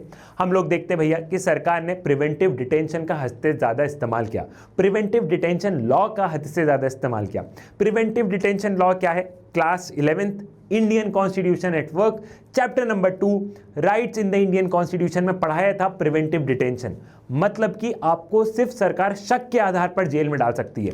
आपने कोई गुनाह नहीं किया है तो भी ठीक है, तुमने गुनाह नहीं भी किया तो भी सरकार शक के आधार पर तुमको जेल में डाल सकती है। तो उस समय सरकार ने क्या किया था भैया, ये प्रिवेंटिव डिटेंशन का इस्तेमाल किया अपोजिशन के खिलाफ। जो भी नेता ज़्यादा बोलता था जेल में, जो भी नेता ज़्यादा बोलता था जेल में। अब जेल में गए हैं तो इनके पास में फंडामेंटल राइट हबीज कॉर्पस भी नहीं था। हबीज कॉर्पस मतलब कि ये अपना केस लड़ सके या ये जुडिशरी और मजिस्ट्रेट से बोल सके कि भैया तुम हमारी बातें सुनो, कोई राइट नहीं थी। क्योंकि उस समय क्या था, उस समय ये बात हो गई थी, क्या बात हुई थी कि अगर आपकी फंडामेंटल राइट वॉयलेट हो रही है तो भी आप कोर्ट में नहीं जा सकते हो, तो भी आप कोर्ट में नहीं जा सकते हो। ठीक है भैया। अब ये जो केस है, ये केस चले गया एक बार हाई कोर्ट में, ये केस चले गया हाई कोर्ट में। हाई कोर्ट में ये क्या कि क्या इमरजेंसी के दौरान किसी ने केस फाइल कर दिया कि क्या इमरजेंसी के दौरान अगर किसी इंसान की फंडामेंटल राइट वॉयलेट हो रही तो कोर्ट में आ सकता है या नहीं आ सकता है। ठीक है, कोर्ट में आ सकता है या नहीं आ सकता। तो गवर्नमेंट का स्टैंड था कि नहीं जा सकता है। हाई कोर्ट का स्टैंड था, हाई कोर्ट का स्टैंड था कि आ सकता है। हाई कोर्ट का स्टैंड था कि वो आ सकता है। हाई कोर्ट का स्टैंड था कि कोर्ट केसेस सुनेगी, कोर्ट केसेस सुनेगी। लेकिन जैसा कि तुम जानते हो हाई कोर्ट ने बोला कि कोर्ट केसेस सुनेगी, केस कहां पे चले गया, सुप्रीम कोर्ट। केस फिर कहां पे चले गया, सुप्रीम कोर्ट। ठीक है। सो इन अप्रैल 1976 the constitutional bench of supreme court overruled the high court and accepted government plea. ठीक है। और 1976 में सुप्रीम कोर्ट ने बोला कि जो हाई कोर्ट ने बोला है कि हम फंडामेंटल राइट के केसेस सुनेंगे, जी नहीं, हम नहीं सुनेंगे। हम सरकार की बात से सहमत हैं, हम सरकार की बात से सहमत हैं कि अगर किसी इंसान की फंडामेंटल राइट भी वॉयलेट हो रही हो तो हम केस नहीं सुनेंगे। और इसको सुप्रीम कोर्ट का मोस्ट कंट्रोवर्शियल डिसीजन कहा गया है, मोस्ट कंट्रोवर्शियल जजमेंट कहा गया है कि तुम सुप्रीम कोर्ट हो, तुम protector of the fundamental right हो, तुम ऐसी कैसी बात कर रहे हो। हाई कोर्ट ने जब लोगों के फेवर में डिसीजन दिया तो तुम सरकार के फेवर में क्यों दे रहे हो। ठीक है। It means that during emergency, the government could take away the citizen right to life and liberty. This judgment closed the door of judiciary for the citizens. और इसी के चलते हम लोग देखते हैं भैया कि सुप्रीम कोर्ट के डिसीजन के चलते तय हो गया था कि सरकार को जो करना है सरकार करेगी, हमें कोर्ट भी नहीं बचा सकता है। सरकार चाहे तो सरकार इंसान की लाइफ और लिबर्टी भी ले सकती है, क्योंकि जब सरकार लोगों को जेल में डाल रही थी तो जेल में पुलिस मार भी रही थी। बहुत सारे लोगों की कस्टोडियल डेथ हुई है। कस्टोडियल डेथ मतलब जेल में रहते रहते मौत हो गई इमरजेंसी के दौरान, तो भी कोर्ट कुछ नहीं कर रहा था। तो कहीं ना कहीं ये जो डिसीजन था इसने कोर्ट के डोर बंद कर दिए, और जो भी थी सरकारी थी। सिटीजन को ऐसा था कि जो भी है सब सरकारी है, जो भी है सरकारी है। ठीक है। अब पीपल का क्या रिस्पॉन्स था यहाँ पे, अभी तक तो हमने ये सब बात कर ली। आम जनता, आम पीपल का क्या रिस्पॉन्स था। ठीक है। There were many acts of dissent and resistance to emergency. जो लोग थे भैया, भले ही इमरजेंसी लग गई हो, लोगों को जेल में डाल दिया हो, सब कर दिया हो, फिर भी कुछ लोग तो बाहर थे ना। जो बाहर थे वो क्या स्ट्रैटेजी बना रहे थे, जो लोग बाहर थे वो क्या स्ट्रैटेजी बना रहे थे। ठीक है। Many political worker who were not arrested in the first wave went underground and organise protest against the government. बहुत सारे पॉलिटिकल वर्कर्स जो थे, जो फर्स्ट वेव मतलब जो पहली बार में जो अरेस्ट नहीं हुए ना, वो चुपचाप अंडरग्राउंड हो गए, कि उनको था कि अब अरेस्ट हो जाएंगे तो क्या हो गए, चुपचाप अंडरग्राउंड हो गए। और अंडरग्राउंड ही क्या कर रहे थे, अंडरग्राउंड ही वो चुपचाप प्रोटेस्ट धीरे धीरे से करना स्टार्ट किया था उन्होंने। Newspaper like Indian Express and Statesman protested against the censorship by leaving the blank spaces where news item have been censored. बहुत सारे न्यूज़पेपर जैसे कि इंडियन एक्सप्रेस हो गया, स्टेटमेंट हो गए, इन्होंने क्या किया भैया, इन्होंने जो न्यूज़ आर्टिकल सरकार उड़ा रही थी, जैसे कि मान लो कि यहाँ से एक आर्टिकल मान लो ये सरकार उड़ा रही थी, यहाँ पे मान लो कोई न्यूज़ आर्टिकल है, सरकार ने बोला ये नहीं छपेगा, तो वो इतनी जगह को खाली रख रहे थे ताकि लोगों को मैसेज मिले कि सरकार ने कोई न्यूज़ आर्टिकल क्या कर दिया, सरकार ने कोई न्यूज़ आर्टिकल सेंसर्ड कर दिया। ठीक है। Magazines like Seminar and the Mainstream choose to close down rather than to submit a censorship. बहुत सारी मैगजीन जैसे कि सेमिनार हो गया, मेन स्ट्रीम हो गई, इन्होंने बोला कि हम अपना दुकानदारी बंद कर देंगे, लेकिन हम सेंसरशिप, हम सब कुछ सरकार के फेवर में तो नहीं लिख सकते हैं, हम मैगजीन ही छापना बंद कर देंगे। ठीक है। Many journalist were arrested for writing against the emergency. बहुत सारे जो जर्नलिस्ट भी थे मेरे लाल, उनको भी पकड़ के क्या कर दिया, उनको भी पकड़ के जेल में डाल दिया। ठीक है। Kannada writer Shiva Varma Karanth awarded with the Padma Bhushan. ठीक है। Hindi writer Nath Renu awarded with the Padma Shri returned their award in protest against the suspension of democracy. Though such open acts of defiance and resistance were rare. हम लोग ये देख रहे थे भैया कि बहुत सारे लोग, जैसे कि तुम लोग यहाँ पे देख सकते हो कि इन्हें पद्म भूषण मिला, इन्हें पद्मश्री अवार्ड मिला, तो इन लोगों ने अपने अवार्ड सरकार को रिटर्न कर दिए। क्यों रिटर्न कर दिए? जस्ट एक सिग्नल दे रहे थे कि हम इमरजेंसी के अगेंस्ट हैं, हम इमरजेंसी के अगेंस्ट हैं। तो ऐसे एक्ट देखने को बड़े रेयर मिलते कि लोग अपने इतने बड़े बड़े अवार्ड को, क्या इतने बड़े बड़े अवार्ड को सरकार को रिटर्न कर रहे हैं कि तुम क्या हो, तुम गलत काम कर रहे हो, ये जो सरकार है ये सरकार गलत है। तो उन्होंने क्या किया, उन्होंने अपने अवार्ड्स तक रिटर्न कर दिए। ऐसे केसेस हमें रेयर देखने को मिले। ठीक है। The parliament also bought in many new changes to the constitution. अब भैया इमरजेंसी लग गई, इमरजेंसी में क्या करा, सबको जेल में डाल दिया, सेंसरशिप कर दिया, या जुडिशरी कुछ नहीं कर रही है। लेकिन अब इसी दौरान सरकार ने और क्या क्या किया, इसी दौरान अब सरकार ने और क्या क्या किया वो समझते हैं। तो हम लोग क्या देखते हैं, हम लोग ये देखते हैं कि पार्लियामेंट मतलब सरकार ने पार्लियामेंट के थ्रू कॉन्स्टिट्यूशन में बहुत सारे चेंजेस लेके आई। सरकार कॉन्स्टिट्यूशन में बहुत सारे चेंजेस लेके आई इमरजेंसी के दौरान। ठीक है। वो चेंजेस क्या क्या थे जरा समझते हैं। An amendment was made declaring that the election of Prime Minister, President, Vice President could not be challenged in the court. सबसे पहले अमेंडमेंट आया कि president, vice president, prime minister, इनका इलेक्शन कोर्ट में चैलेंज नहीं हो सकता है। मतलब कि जो इंदिरा गांधी का जो इलेक्शन चैलेंज हुआ था वो नहीं हो सकता है। ठीक है। अब प्राइम मिनिस्टर कैसे भी चुनाव जीता हो तुम कोर्ट में नहीं लेके जा सकते, प्रेसिडेंट कैसे भी चुनाव जीता हो तुम कोर्ट में नहीं जा सकते, वाइस प्रेसिडेंट कैसे भी चुनाव जीता हो तुम कोर्ट में नहीं जा सकते। तो इसने डेमोक्रेसी के गेट क्लोज कर दिए। ठीक है। Then the 42nd amendment was also passed during the emergency. Most controversial amendment, एक 42nd amendment आया, 42nd amendment आया। अब तुम पूछोगे सर 42nd amendment में क्या था, तो बहुत बड़ा था 42nd amendment।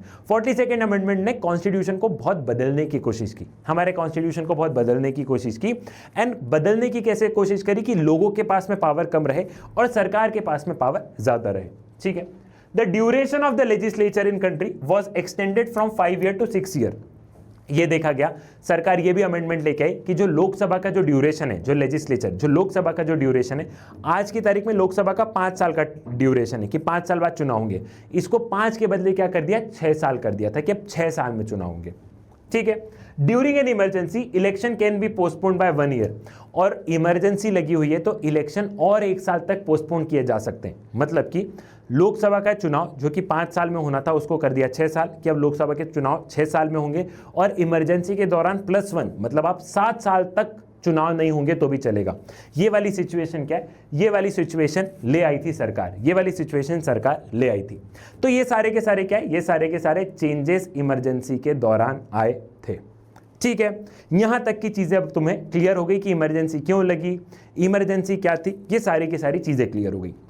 अब यहां पे ध्यान से सुनना, लेसन्स ऑफ द इमरजेंसी। अब मैं लेसन्स ऑफ द इमरजेंसी पढ़ाऊंगा कि हमने इमरजेंसी से क्या सीखा। अब कुछ बच्चे ऐसा बोलेंगे, पहले मेरी बात ध्यान से सुनो, कि सर एनसीईआरटी में तो कंट्रोवर्सीज रिगार्डिंग इमरजेंसी भी टॉपिक दिया है। एनसीईआरटी में कंट्रोवर्सीज रिगार्डिंग इमरजेंसी भी टॉपिक दिया है। तो मेरे लाल तुम्हारे पास में पुरानी एनसीईआरटी है, अगर तुम एनसीईआरटी की वेबसाइट पे जाओगे तो controversies regarding emergency topic card दिया है, तुम वेबसाइट पे चेक कर लेना। तो जो वीडियोज हैं वो एज पर लेटेस्ट एनसीईआरटी है तुम्हारे, ठीक है। तो तुम्हारा कंट्रोवर्सीज रिगार्डिंग इमरजेंसी टॉपिक नहीं है, ठीक है। सीधा टॉपिक कौन सा है? सीधा टॉपिक है लेसन्स ऑफ द इमरजेंसी। तो तुम्हें पेपर में यहीं से सवाल आएगा, ठीक, क्लियर है। तो लेसन्स ऑफ द इमरजेंसी कि हमने इमरजेंसी से क्या सीखा, इमरजेंसी से क्या सीखा, ठीक है। It is extremely difficult to do away with the democracy in India. It brought out some of the ambiguities regarding the emergency provisions in the constitution that have been rectified since. ठीक है, हमने emergency से सबसे पहले मेरे लाल ये सीखा कि भारत से इमरजेंसी को गायब करना, भारत से इमरजेंसी को गायब करना बड़ा ही मुश्किल है। भारत से इमरजेंसी नहीं, भारत से डेमोक्रेसी को, सॉरी भारत से डेमोक्रेसी को गायब करना बहुत ही क्या है, बहुत ही मुश्किल है। इमरजेंसी को गायब करना नहीं, इमरजेंसी तो फिर नहीं लगी, लेकिन भारत से डेमोक्रेसी को गायब करना बहुत ही मुश्किल है, ठीक है, समझ गए हो, स्लिप ऑफ द टंग है। भारत से डेमोक्रेसी को गायब करना बहुत ही मुश्किल है, क्योंकि भारत के लोगों ने डेमोक्रेसी का स्वाद चख लिया है। तो अगर कोई भी सरकार सोचे कि हम इमरजेंसी लगा के डेमोक्रेसी छीन लेंगे तो ऐसा पॉसिबल नहीं है मेरे लाल, ऐसा पॉसिबल नहीं है। लोगों ने डेमोक्रेसी का स्वाद चख लिया है, प्रोटेस्ट होंगे, आंदोलन होंगे, और ये बहुत अच्छी बात है, ये बहुत अच्छी बात है कि भारत से डेमोक्रेसी नहीं जा सकती है। एक चीज़ सबको क्लियर हो गई थी, इनफैक्ट सरकार को भी क्लियर हो गई थी कि इमरजेंसी से भी डेमोक्रेसी नहीं जा सकती है। भारत में डेमोक्रेसी हमेशा थी और हमेशा रहेगी आगे, चाहे कैसी भी सरकार क्यों ना आ जाए।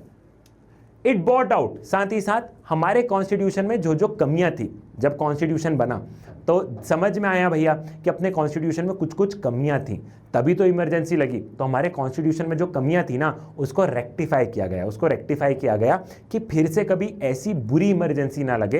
तो क्या किया गया, उसको रेक्टिफाई किया गया, ठीक है। रेक्टिफाई क्या किया गया? Now the internal emergency can be proclaimed on the grounds of armed rebellion. It is necessary that the advice of president to proclaim the emergency must be in writing by the union cabinet. ठीक है, अब कभी देश में internal emergency लगेगी, तो internal emergency सिर्फ armed rebellion के केस में हो सकती है। इंटरनल इमरजेंसी सिर्फ आर्म्ड रिबेलियन के केस में हो सकती है। आर्म्ड रिबेलियन मतलब जब लोग हथियार उठा लें। इंदिरा गांधी के केस में लोगों ने हथियार नहीं उठाया था, इंटरनल डिस्टर्बेंस था लेकिन लोगों ने हथियार नहीं उठाया था, ठीक है। लेकिन अब इस चीज़ को क्लैरिफाई किया है कॉन्स्टिट्यूशन में कि इंटरनल इमरजेंसी अब अगर कभी देश में लगेगी तो सिर्फ जब आर्म्ड रिबेलियन होगा, जब हथियार उठा लेंगे तब। पीसफुल प्रोटेस्ट में इमरजेंसी नहीं लग सकती है। साथ ही साथ तुम्हें ध्यान हो तो इमरजेंसी सिर्फ इंदिरा गांधी ने प्रेसिडेंट से बोला और प्रेसिडेंट ने इमरजेंसी लगा दी। इंदिरा गांधी ने प्रेसिडेंट से बोला और प्रेसिडेंट ने इमरजेंसी लगा दी। इस चीज़ को चेंज किया गया। अब कैबिनेट राइटिंग में देगा, मतलब प्राइम मिनिस्टर और प्राइम मिनिस्टर के जो मिनिस्टर्स हैं ये लोग राइटिंग में देंगे प्रेसिडेंट को, तो ही इमरजेंसी लगेगी। सिर्फ अकेले प्राइम मिनिस्टर के कहने से नहीं लगेगी, मंत्रियों की सहमति होनी चाहिए। ऐसा क्यों? ऐसा इसलिए ताकि सबकी सहमति बनी रहे, बने रहे। इंदिरा गांधी ने तो मन से इमरजेंसी लगा दी, मंत्रियों को तो सुबह 6 बजे पता चल रहा है। तो यहाँ पे कि सबकी सहमति क्या है? सबकी सहमति पता रहे। The emergency made everyone more aware of the values of civil liberties. साथ ही साथ इमरजेंसी ने हमें अपनी फंडामेंटल राइट्स, अपनी सिविल लिबर्टीज मतलब अपनी राइट्स, अपनी फंडामेंटल राइट्स के प्रति हम बड़े जागरूक हो गए. इमरजेंसी के बाद से, इमरजेंसी के पहले तो किसी को फंडामेंटल राइट्स के बारे में पता भी नहीं था ज़्यादा, लेकिन इमरजेंसी के बाद से हम अपनी राइट्स को लेके क्या हो गए, बड़े जागरूक हो गए कि ये मेरे अधिकार हैं. ठीक है. Role of court and civil liberties organisation. साथ ही साथ हम लोग देख रहे हैं कि इमरजेंसी से एक चीज कोर्ट को भी समझ में आई कि भैया हमें भी पावर अपने पास में रखनी पड़ेगी. साथ ही साथ सिविल लिबर्टीज ऑर्गेनाइजेशन, बहुत सारी ऐसी ऑर्गेनाइजेशंस, ऐसे एनजीओज बनने लग गए जो कि लोगों के राइट्स के बारे में बात करने लग गए. तो ये सब इमरजेंसी के बाद में हुआ है मेरे लाल, ये सब इमरजेंसी के बाद में हुआ है मेरे लाल. ठीक है. The critical year of emergency brought many issues that have not been adequately grappled with. अब इमरजेंसी जो था मेरे लाल वो बहुत सारे क्वेश्चन लेके आया है. इमरजेंसी लगी, इमरजेंसी चली गई, इमरजेंसी लगी, 2 साल में इमरजेंसी चली गई. लेकिन इमरजेंसी एक बहुत सारे ब्रेनस्टॉर्मिंग चीज़ लेके आया है कि हम सोचने पर मजबूर हो गए. इमरजेंसी बहुत सारी ब्रेनस्टॉर्मिंग चीज़ें लेके आया है जिसमें कि हम सोचने पर मजबूर हो गए. ठीक है. Functioning of a democratic government versus continuous political protest. ठीक है, यहां पे सबसे बड़ा सवाल यह था, क्योंकि सरकार का यह कहना था कि जो डेमोक्रेटिक गवर्नमेंट है, जब डेमोक्रेसी में सरकार काम करती है तो बार बार प्रोटेस्ट की वजह से सरकार काम नहीं कर पाती है। सरकार का यह कहना था, जब इमरजेंसी हटी और इंक्वायरी हुई, तो इमरजेंसी को लेके इंक्वायरी की थी शाह कमीशन ने। किसने की थी भैया? किसने की थी? शाह कमीशन ने। किसने की थी? शाह कमीशन ने। जब शाह कमीशन ने इंदिरा गांधी से पूछा कि आपने इमरजेंसी क्यों लगाई, तो इंदिरा गांधी का कहना था कि जब भी सरकार काम करती है लोग प्रोटेस्ट कर देते हैं, लोग शांति नहीं रखते। अरे हमको काम तो करने दो, एक दिन में गरीबी थोड़ी ना हटेगी, उसके लिए एक लंबा प्रोसेस है, थोड़ी सी शांति तो रखो। तो ये क्वेश्चन आज भी चल रहा है कि डेमोक्रेसी के साथ में प्रोटेस्ट को कैसे बैलेंस किया जाए। इसमें हम आज भी, इस सवाल में हम आज भी क्या करें, इस सवाल में हम आज भी घूम रहे हैं। ठीक है, during emergency the institution such as police administration turned into political instrument of ruling and could not function independently. Emergency के दौरान क्या होता है, जो पुलिस होती है, जो सरकारी लोग होते हैं, ये लोग क्या करते हैं मेरे लाल, ये लोग हमेशा सरकार के हिसाब से काम करते हैं। इमरजेंसी के दौरान पुलिस हुई या फिर ये जो ब्यूरोक्रेसी हुई, ये लोग हमेशा मिनिस्टर के हिसाब से काम करते हैं, तो ये लोग इंडिपेंडेंटली काम नहीं कर पाते, और ये आज भी ऐसा होता है। तो ये कि बहुत बड़ा सवाल है कि ब्यूरोक्रेसी अलग है, पुलिस अलग है, तो ब्यूरोक्रेसी और पुलिस को सरकार से अलग रहना चाहिए, लेकिन इनको सरकार के आदेश पर काम करना पड़ता है। तो ये चीज़ गलत है कि ये भी सवाल उठा। ठीक है, according to Shah Commission report, the administration and the police became vulnerable to the political pressure. The problem did not vanish after the emergency. और शाह कमीशन ने जब अपनी रिपोर्ट दी पूरी इमरजेंसी की, तो शाह कमीशन ने ये बताया कि इमरजेंसी में पुलिस को और ब्यूरोक्रेसी को बहुत ज़्यादा पॉलिटिकल प्रेशर झेलना पड़ता है।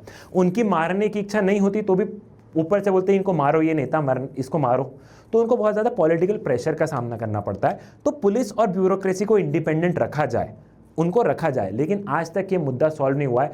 आज भी पुलिस को मिनिस्टर के हिसाब से काम करना पड़ता है बेटा। तो ये वाली क्या है, ये वाली चीज़ें हमने देखी।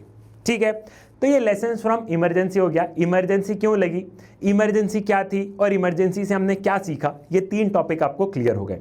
अब फाइनल टॉपिक अपना आ गया है politics after emergency. Politics after emergency, कि इमरजेंसी के बाद में कैसी पॉलिटिक्स रही है, इमरजेंसी के बाद में कैसी पॉलिटिक्स रही है मेरे लाल। अब अपने को क्या करना है, अब अपने को इस टॉपिक को समझना है। अब देखो, इमरजेंसी लगी 1975 में, और इमरजेंसी हटी कब, ईयर 1977 के स्टार्टिंग में। ठीक है, सो अब हम लोग देखते हैं इमरजेंसी हटने के बाद में चुनाव होने थे। इमरजेंसी जब खत्म हुई तो उसके बाद में क्या होना, उसके बाद में चुनाव होने थे। ठीक है, so the stage was all set for the political competition to the Congress, at least in North India, where the impact of emergency was felt strongly. अब जब इमरजेंसी हटी और जब देश में चुनाव होने वाले थे, तो अब कांग्रेस के लिए क्या है, कांग्रेस के लिए बहुत टफ बात थी, स्पेशली नॉर्थ इंडिया में। अब नॉर्थ इंडिया में क्यों, थोड़ी देर से बताऊंगा मैं, लेकिन कांग्रेस के लिए एक बड़ी चैलेंज वाला विषय था भैया, क्योंकि लोग हताश है, लोग इमरजेंसी के पहले से परेशान थे, ऊपर से तुमने इमरजेंसी लगा दी, तो वो तो क्या हो गया, मतलब आग में घी डालने वाला काम कर दिया है। ठीक है, so the opposition for the election on the slogan of save democracy. The people verdict was decisively against the emergency government that were perceived to be anti democratic are severely punished by the voter. और पूरा का पूरा जो opposition था भैया, वो save democracy के नारे पे क्या कर रहा था, सेव डेमोक्रेसी के नारे पे चुनाव लड़ रहा था, डेमोक्रेसी को बचाना है। और वोटर भी उस समय अब कांग्रेस के अगेंस्ट हो गए थे, इंदिरा गांधी के अगेंस्ट हो गए थे, और जो इलेक्शन का जो रिजल्ट भी आया मेरे लाल, वो कांग्रेस के खिलाफ ही आया। ठीक है, so the experience of 1975-77 ended up strengthening the foundation of democracy in India. लेकिन इमरजेंसी के एक्सपीरियंस को आप कुछ इस तरीके से लो मेरे लाल, ये डेढ़ दो साल जो थे, ये 1.5-2 साल थे, इसने कहीं ना कहीं भारत की डेमोक्रेसी को क्या किया है, इसने कहीं ना कहीं भारत की डेमोक्रेसी की नींव को बहुत मजबूत किया है, भारत की डेमोक्रेसी को बहुत मजबूत किया है मेरे लाल इसने। ठीक है, so emergency, the government decided to hold the election. Emergency June 1975 से जनवरी 1977 तक थी। इसके बाद में क्या, इसके बाद इलेक्शन होने थे, मार्च 1977 में क्या इलेक्शन होने थे, मतलब इमरजेंसी हटी उसके 1.5-2 महीने बाद इलेक्शन होने। The opposition was left with a very little time, but political development took place very rapidly. जो अपोजिशन था मेरे लाल, उसके पास में मात्र 1.5 से 2 महीने थे, ठीक है। जानबूझ के अपोजिशन को समय कम दिया गया कि हो सकता है अपोजिशन हार जाए, लेकिन अपोजिशन के पास में इस बार मुद्दा था, अपोजिशन के पास मुद्दा था, और तुम भी जानते हो कि इस बार अपोजिशन हारने वाला नहीं है, ठीक है। Now the political development before 1977 election, चुनाव के पहले अब अपोजिशन क्या कर रहा था, क्या पॉलिटिकल डेवलपमेंट था, जरा वो समझते हैं। इमरजेंसी के बाद और चुनाव के पहले, इमरजेंसी के बाद और चुनाव के पहले क्या चल रहा था, जरा उसको समझते हैं, ठीक है। The major opposition party came together and formed a new party. The new party accepted the leadership of Jayaprakash Narayan, और ये नई पार्टी बनी थी जनता पार्टी। जितने भी अपोजिशन पार्टीज थी, जितनी भी बड़ी बड़ी अपोजिशन पार्टीज थी, उन्होंने क्या किया, वो सारी की सारी मिल गई और उन्होंने एक नई पार्टी बनाई, जनता पार्टी। नई पार्टी क्यों बनाई भैया? जब 1967 का इलेक्शन हुआ था, 1967 के इलेक्शन में हमने देखा था कि सारी अपोजिशन पार्टीज एक साथ में आई थी, तो उस समय लोगों को लग रहा था कि सारी अपोजिशन पार्टीज की क्या आइडियोलॉजी अलग अलग है, तो ये लोग कैसे सरकार चलाएंगे। तो इस बार अपोजिशन को लगा कि क्यों ना अपन अपनी पुरानी पार्टी खत्म करके एक नई पार्टी बना देते हैं।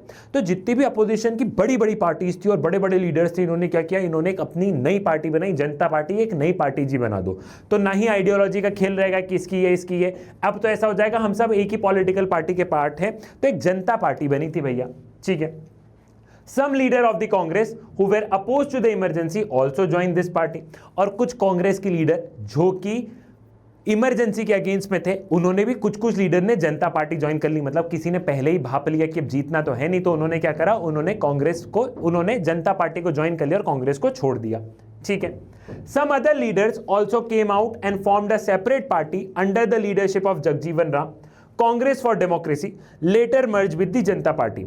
उस समय जगजीवन राम, जो कि कांग्रेस के एक बहुत बड़े लीडर थे, इन्होंने अपनी एक नई पार्टी बना ली। ना ये जनता पार्टी के साथ में गए, ना ये कांग्रेस के साथ में गए, इन्होंने एक नई पॉलिटिकल पार्टी बनाई, कांग्रेस फॉर डेमोक्रेसी। लेकिन इनको लगा नई पॉलिटिकल पार्टी में उतना दम नहीं है, तो फिर से ये कांग्रेस फॉर डेमोक्रेसी ने मर्ज कर लिया जनता पार्टी के साथ में, ठीक है। Now the election of 1977 and Janata party. अब चुनाव कैसे रहा है वो समझते हैं। अब चुनाव जो पूरा का पूरा है वो कैसे रहा है। The Janata party made this election into a referendum on the emergency. Its campaign was focused on the non-democratic character of the rule and on the various excesses that took place during this period. Jayaprakash Narayan became the popular symbol of restoration of democracy. The formation of Janata Party also ensured that non-Congress vote would not be divided. It was evident that going was a tough for the Congress. ठीक है, हम लोगों ने क्या देखा, जनता party भैया पूरा का पूरा मुद्दा कौन सा लेके आती, वही इमरजेंसी वाला मुद्दा लेके आती, और जनता पार्टी क्या बोलती कि भैया हमें वोट दो। जनता पार्टी बनने से एक फायदा भी ये था, जब 4 कैंडिडेट चुनाव लड़ते इंदिरा गांधी या कांग्रेस के अगेंस्ट, तो सबके वोट डिवाइड हो जाते। अब वोट डिवाइड होने का सवाल ही नहीं था, पूरी की पूरी एक पार्टी बन गई, एक तरफ जनता पार्टी और एक तरफ कांग्रेस। तो जितने भी नॉन कांग्रेस वोट है वो कहाँ मिलेंगे, वो जनता पार्टी को मिलेंगे। जयप्रकाश नारायण ने लीडरशिप संभाली। जयप्रकाश नारायण एक तरीके से सेवियर फॉर डेमोक्रेसी बने। जयप्रकाश नारायण एक तरीके से सेवियर फॉर डेमोक्रेसी बने, ठीक है। नाउ जनरल इलेक्शन 1977, ठीक है, जनरल इलेक्शन 1977 रिजल्ट। अब रिजल्ट क्या रहे? For the first time since independence the Congress party was defeated in Lok Sabha election. आजादी के बाद में पहली बार कांग्रेस चुनाव हारी है लोकसभा में, सेंट्रल लेवल पे पहली बार चुनाव हारी है, और वहां पे जनता पार्टी की सरकार बनती है। The Congress could win only 154 seats in the Lok Sabha. Its share of popular votes fell less than 35%. Congress मात्र 154 सीट्स लेके आ पाती है और 35% से कम वोट्स मिलते हैं। The Janata party and its ally won 330 out of 542 seats in the Lok Sabha, और जनता party 330, जनता party के अलाइज ने मिलकर 330 सीट लेके आए। बहुत बड़ी बहुमत है भैया। जनता party itself won 295 seats and thus enjoy a clear majority। और जनता पार्टी के अगर अलाइज को छोड़ भी दे तो भी जनता पार्टी को अकेले अपने दम पे 295 वोट्स मिले, जो कि क्लियर मेजॉरिटी थी, ठीक है। Electoral mandate of the north India. अब अगर अपन देखें, ये सब कुछ नॉर्थ इंडिया की वजह से हुआ। अब ऐसा क्यों, तो जरा पहले साउथ इंडिया को पढ़ लें, ठीक है। Electoral mandate in south, it retain many seats in Maharashtra, Gujarat and Orissa and virtually swept through the southern states. The impact of emergency was not felt equally in all these states. The forced reallocation and displacement, the forced sterilisation were most commonly concentrated in the northern states. हम लोग ये देखते भैया कि UP, Bihar, Haryana, इन सारी जगह पे क्या हुआ, इन सारी जगह पे जनता पार्टी ने स्वैप कर लिया, ठीक है, पूरे के पूरे वोट्स इनके हुए। लेकिन महाराष्ट्र, गुजरात, ओडिशा में थोड़ा सा कांग्रेस, थोड़ा सा जनता पार्टी। लेकिन at the same time southern states में क्या देखा हमने, सदर्न स्टेट में देखा कि सदर्न स्टेट्स में कांग्रेस की अच्छी खासी सीट मिली। सदर्न स्टेट में हम लोग ये देखते हैं मेरे लाल, सदर्न स्टेट में हमको देखने को ये मिलता है, क्या देखने को मिलता है कि सदर्न स्टेट में जनता पार्टी को सीट्स नहीं मिली। सदर्न स्टेट्स में कांग्रेस क्यों जीती? जो कांग्रेस को 154 सीट्स मिली उसमें सदर्न स्टेट का बहुत बड़ा कंट्रीब्यूशन है, या सिर्फ उन्हीं का कंट्रीब्यूशन है। तो साउथ इंडिया में कांग्रेस क्यों जीत रही थी? क्योंकि इमरजेंसी का इंपैक्ट हमें नॉर्थ इंडिया में ज्यादा देखने को मिला। प्रोटेस्ट बिहार वगैरह यहाँ पे ज्यादा हो रहे थे, यहाँ पे सदर्न इंडिया में उस समय प्रोटेस्ट नहीं हो रहे थे। उसके बाद में मेरे लाल जो इमरजेंसी के दौरान जो फोर्स स्टेरिलाइजेशन थे, ठीक है, फोर्स स्टेरिलाइजेशन, उस समय जो पॉपुलेशन कंट्रोल करने के लिए संजय गांधी और इंदिरा गांधी ने, मतलब ये जो फोर्स स्टेरिलाइजेशन की पॉपुलेशन कंट्रोल करना है, तो फोर्सफुली वो लोग जो पॉपुलेशन कंट्रोल करने का सोच रहे थे, ये नॉर्थ इंडिया में देखने को मिला। नॉर्थ इंडिया में गरीबों की झुग्गी झोपड़ी ज्यादा तोड़ने को दिखी। तो साउथ इंडिया में इमरजेंसी का उतना इंपैक्ट पड़ा ही नहीं। तो साउथ इंडिया को लग रहा था कि कांग्रेस ही बढ़िया है, ठीक है। North India has experienced some long-term changes in the nature of political competition. The middle caste from the North India were beginning to move away from the Congress, and the Janata Party became a platform for many of these sections to came together. हम लोग देख रहे थे कि north India में specially politics change हो रही थी। जो मिडिल क्लास थी वो कांग्रेस को वोट देने में विश्वास नहीं रख रही थी। वो उनको अपना अल्टरनेटिव लग रहा था जनता पार्टी, उनको अपना अल्टरनेटिव लग रहा था जनता party. Now Janata party came to power after 1977 election. अब 1977 के इलेक्शन में क्या हुआ, जनता पार्टी क्या है, जनता पार्टी पावर में आ गई, ठीक है। Question, who is going to be the prime minister? अब प्राइम मिनिस्टर कौन बनेगा? जयप्रकाश नारायण तो एक्टिव पॉलिटिक्स में एज सच वैसे नहीं थे, तो अब प्राइम मिनिस्टर कौन बनेगा? So there was a stiff competition among 3 leader for the post of prime minister. यहाँ पे 3 लीडर के लिए क्या थे, 3 लीडर में कंपटीशन था कि अब जनता पार्टी को लीड कौन करेगा, प्रधानमंत्री कौन बनेगा। वो 3 लीडर कौन कौन से थे? मोरारजी देसाई, चरण सिंह एंड जगजीवन राम, ठीक है। ये 3 लीडर के बीच में क्या था मेरे लाल, इन 3 लीडर के बीच में कंपटीशन था। So the power tussle for the prime ministership. Eventually, Morarji Desai became the prime minister, but did not bring the power struggle within the party come to an end. हम लोग देखते हैं कि power struggle था जनता party में, लेकिन ये तय किया गया कि मोरारजी देसाई क्या है, मोरारजी देसाई प्रधानमंत्री बनेंगे। मोरारजी देसाई भैया प्रधानमंत्री बनेंगे तो सबको लगा कि अब जो जनता पार्टी में जो पावर कंपटीशन है वो खत्म हो जाएगा, लेकिन ऐसा हुआ नहीं। पावर का चस्का सबको रहता है बेटा, सबको पावर चाहिए होती है, सबको पावर चाहिए रहती है, ठीक है, सबको पावर चाहिए रहती है। वोट टेकिंग सेरेमनी की फोटोज है, ठीक है, आप लोग देख सकते हो, वोट टेकिंग सेरेमनी की फोटो है। अब फिर क्या हुआ, अब हम लोग देख रहे हैं कि मोरारजी देसाई बन गए प्रधानमंत्री, लेकिन फिर भी जनता पार्टी में पावर स्ट्रगल है। तो अब क्या हुआ, इन जुलाई 1979 अनदर गवर्नमेंट हेडेड बाय चरण सिंह वाज फॉर्म्ड। हाउ? हम लोग देखते हैं कि जुलाई 1979 में मोरारजी देसाई को करते हैं टाटा बाय बाय, और एक नई सरकार बनती है चरण सिंह के द्वारा। नई सरकार बनती है चरण सिंह के द्वारा। कैसे? अब देखो, जनता पार्टी में पावर कंपटीशन है, भले ही मोरारजी देसाई प्रधानमंत्री बन गए। ये बात किसको पता थी? ये बात पता थी कांग्रेस को। अब पॉलिटिक्स में सब चीज होती है बेटा, वो लोग आपस में अंदर के अंदर ही लड़ रहे हैं। कांग्रेस बाहर से मजे ले रहा है कि तुम तो आपस में लड़ रहे हो पावर के लिए। चरण सिंह को पावर चाहिए, जगजीवन राम को पावर चाहिए, मोरारजी देसाई को पावर चाहिए, लोग आपस में लड़ रहे हैं। जो चरण सिंह के फेवर में जो एमपीज हैं वो मोरारजी देसाई का साथ नहीं दे रहे हैं, जो जगजीवन राम के फेवर में एमपीज हैं वो दूसरे लोगों का साथ नहीं दे रहे हैं। तो भली मेजॉरिटी थी, लेकिन इन सब में आपस में बड़ी लड़ाई थी।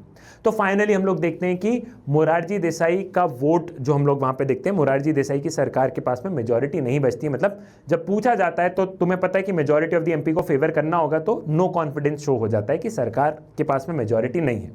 लेकिन इस समय पे चरण सिंह ने क्या किया? चरण सिंह ने बोला कि हम अपनी सरकार बना सकते हैं, मैं मेजॉरिटी प्रूव कर सकता हूं लोकसभा में। कैसे? चरण सिंह को कांग्रेस ने अश्योरेंस दिया था। कांग्रेस को तो यह था कि उनकी सरकार गिर जाए, जनता पार्टी की सरकार गिर जाए। चरण सिंह को कांग्रेस ने एश्योरेंस दिया था कि तुम सरकार चलाओ, हम सपोर्ट कर देंगे, हम मेजॉरिटी दिखा देंगे। तो कुछ समय तक चरण सिंह की सरकार चली, फिर कांग्रेस ने क्या किया? कांग्रेस ने सपोर्ट विड्रॉ कर लिया। तो चरण सिंह की भी सरकार क्या हो गई? माइनॉरिटी में हो गई, उनके पास भी मेजॉरिटी नहीं बची, ठीक है। और अगेन फिर से वही क्वेश्चन आ जाता है, व्हाट्स द नेक्स्ट? फिर से वही क्वेश्चन आ जाता है कि भारत में तो जब भी नॉन कांग्रेस गवर्नमेंट आ रही है तो वो सरकार अपने 5 साल पूरे कर ही नहीं पा रही है। What the next? अब नेक्स्ट क्या होगा? क्योंकि किसी के पास मेजॉरिटी नहीं है, ना कांग्रेस के पास मेजॉरिटी है, ना मोरारजी देसाई, ना जगजीवन राम, किसी के पास मेजॉरिटी नहीं है। अब जब किसी के पास में मेजॉरिटी नहीं होगी तो क्या होगा? जनरल इलेक्शन होगा। फिर इलेक्शन होते हैं 1980s में, 3 साल बाद ही क्या होता है? 3 साल बाद ही देश में फिर से इलेक्शंस आ जाते हैं। ठीक है, fresh elections were held in January 1980। Outcome क्या था? अब इस इलेक्शन का नतीजा क्या था? The Janata party suffered a comprehensive defeat specially in the north India where it swept the poll in 1977. Congress party led by the Indira Gandhi nearly repeated its victory in 1971. The experience of 1977-79 taught another lesson in democratic politics. Government that are seen in unstable and quarrelsome are severely punished by voters. हम लोग देखते हैं कि 1980 में जब चुनाव होता है तो भैया जनता पार्टी चुनाव हार जाती है और कांग्रेस फिर से पावर में जाती है। कांग्रेस को अच्छी खासी मेजॉरिटी मिलती है। ये क्या मैसेज दे रहा है? ये मैसेज ये दे रहा है कि जनता को वो सरकार पसंद नहीं आती जो कि अनस्टेबल होती है। जनता को वो सरकार पसंद नहीं आती जहाँ पे पावर की लड़ाई हो। जनता को स्टेबल गवर्नमेंट चाहिए और इंदिरा गांधी में उनको स्टेबिलिटी दिख रही थी, भले इमरजेंसी लगाई हो। तो एक और अपने को एक्सपीरियंस क्या है? एक और अपने को ये एक्सपीरियंस समझ में आया, सो अब आपको सारी चीज़ें क्लियर हो गई होगी कि इमरजेंसी क्यों लगी, सारे प्रोटेस्ट, कॉन्फ्लिक्ट वगैरह, फिर इमरजेंसी के दौरान क्या हुआ, फिर इमरजेंसी के बाद में क्या हुआ। ठीक है, तो सारी चीज़ें आपको समझ में आ गई होगी। Now legacy, emergency. ठीक है, लेगेसी मतलब कि एक बार हम इसको पूरा का पूरा क्या करें, पूरे के पूरे चैप्टर को एक तरीके से हम कंक्लूड कर रहे हैं। यहाँ पे हम क्या कर रहे हैं? पूरे के पूरे चैप्टर को एक तरीके से कंक्लूड कर रहे हैं। ठीक है, Between the election of 1977 and 1980, the party system has changed dramatically. इन 2-3 साल में और पार्टी सिस्टम काफी चेंज हो गया था। कैसे चेंज हो गया था? The Congress party now identify itself with a particular ideology, claiming to be only socialist and pro-poor party. Congress clearly लोगों को अब ये बता रहा था कि हम सोशलिस्ट और प्रो पुअर पार्टी हैं। कांग्रेस अपनी आइडियोलॉजी सीधा सीधा दिखा रहा था। पहले वाला कांग्रेस नहीं रहा कि हम सबको साथ में लेके चलेंगे, हम प्रो पुअर और सोशलिस्ट पार्टी है, वोट देना है तो दो, नहीं देना है तो मत दो। 1977 से 1980 के बीच में कांग्रेस ने ये मैसेज और क्लियर कर दिया था। ठीक है, The Congress political success depended on attracting people on the basis of sharp social and ideological division and on the appeal of one leader, that is Indira Gandhi. Congress की पॉलिटिकल सक्सेस किस पे थी भैया? कि समाज के कुछ सेक्शन के लोग कांग्रेस को वोट दे रहे थे, सभी नहीं दे रहे थे, और कुछ जनता पार्टी को, जैसे तुमने देखा कि मिडिल क्लास जनता पार्टी को देने लग गई थी। तो शार्प डिवीजन हो गया था और कांग्रेस इंदिरा गांधी के नाम पे वोट मांग रही थी। अगेन 1980s में भी वही हुआ, इंदिरा गांधी के नाम पे ही वोट मांगा गया। The other opposition party relied more on what is known as Indian politics as a non-Congressian. जो दूसरी पॉलिटिकल पार्टी जो थी भैया वो नॉन कांग्रेसियम में, कि हमको बस कांग्रेस को पावर में नहीं आने देना है, हम सब साथ में आ जाते हैं, तो उनकी यही स्ट्रैटेजी चल रही थी। They also realise need to avoid a division of non Congress vote in election. साथ ही साथ जो अपोजिशन के लोग थे उनको लग रहा था कि अगर हम अलग अलग रहेंगे तो क्या होगा, कांग्रेस जीत जाएगी। तो अगर कांग्रेस को हराना है तो सबको साथ में आना पड़ेगा, तो नॉन कांग्रेस वोट डिवाइड नहीं होना चाहिए। ठीक है, The issue of welfare of backward caste also began to dominate since 1977. Political shift among the backward caste of the north is reflected in the general election of 1977 and many states election. Reservation of other backward classes, appointment of Mandal Commission by Janata Party. इसी समय पे backward class OBCs की politics start होती है भैया। ये OBCs की politics क्या है, इसको तुम recent development in Indian politics में पढ़ोगे। 1977 में बैकवर्ड क्लासेस की अब मुद्दा उठा और जनता पार्टी ने एक मंडल कमीशन को अपॉइंट किया जिसने कि ओबीसीज को रिजर्वेशन देने की बात करी। इन तमाम तरीके के मुद्दों को हम पढ़ेंगे recent development in Indian politics में। बस हम ये बात कर रहे हैं कि ये नए नए मुद्दे भारत में, ये नए नए मुद्दे क्या है, ये नए नए मुद्दे मेरे लाल भारत की पॉलिटिक्स में आने लग गए। साथ ही साथ इमरजेंसी में हमने कॉन्स्टिट्यूशनल क्राइसिस देखे, इमरजेंसी में हमने जुडिशरी वर्सेस पार्लियामेंट वाली चीज़ें देखी, इमरजेंसी में हमने पॉलिटिकल क्राइसिस देखे, मतलब कि कैसे सरकार ने अपनी पावर का अब्यूज़, अपनी पावर का हद से ज़्यादा एक्सेसिव यूज़ किया है, ठीक है। Another critical issue that emerged during this period was the role and extent of mass protest in parliamentary democracy. फिर मुद्दा क्या उठा, वही एक और मुद्दा जो कि आज तक क्लियर नहीं हुआ है कि पार्लियामेंट्री डेमोक्रेसी में कितना प्रोटेस्ट होना चाहिए और कितना काम होना चाहिए। प्रोटेस्ट और उसके बीच में बैलेंस बनाने की एक मुद्दा उठा है। Then institution based democracy, democracy based on spontaneous popular participation. मतलब इंस्टीट्यूशन बेस्ड डेमोक्रेसी मतलब इंस्टीट्यूशंस के द्वारा डेमोक्रेसी अच्छे से काम करनी चाहिए, या democracy based on spontaneous popular participation मतलब लोगों को साथ में लेना है, प्रोटेस्ट करना है। कैसे डेमोक्रेसी काम करेगी, मतलब इंस्टीट्यूशंस जो है सरकार के वो मतलब वो कैसे काम करेंगे, पुलिस और ये लोग सरकार से मिलके रहेगी या सरकार से अलग रहेगी। मतलब ये तमाम तरीके के जो क्वेश्चन है मेरे लाल, ये तमाम तरीके के क्वेश्चंस ने कहीं ना कहीं हमें सोचने के लिए मजबूर किया। So this was all about the chapter. I think आपको चैप्टर क्लियर हो गया होगा। लास्ट की स्लाइड्स बस आपको एक क्वेश्चन करने के लिए थी, तो आपको पूरा का पूरा आई थिंक चैप्टर समझ में आ गया होगा, पूरा का पूरा इमरजेंसी की क्राइसिस आपको समझ में आ गई होगी। तो हम आ चुके हैं ईयर 1980s में मेरे लाल। अगला जो चैप्टर होगा वो हम यहाँ से आगे मतलब 1980 से हम आगे बढ़ेंगे। भारत की पॉलिटिक्स हर चैप्टर में कुछ ना कुछ आगे बढ़ती जा रही है। सो पॉलिटिकल साइंस में डरने की नहीं है बात, क्योंकि सिद्धार्थ पटेल है तुम्हारे साथ। चाणक्य नीति से लेके राजनीति तक तुम्हें जो चाहिए सब कुछ है मेरे पास। A big heart for you all. Thank you for being the lovely audience with me. ये एक टेलीग्राम ग्रुप है मेरे लाल, अगर आपने ये टेलीग्राम ग्रुप ज्वाइन नहीं किया है तो प्लीज़ कर लेना, क्योंकि इसमें आपके एग्जाम से रिलेटेड और सारे इंपॉर्टेंट वीडियोस का अपडेट यहाँ पे आ जाता है। See you, tata, bye bye, love you all.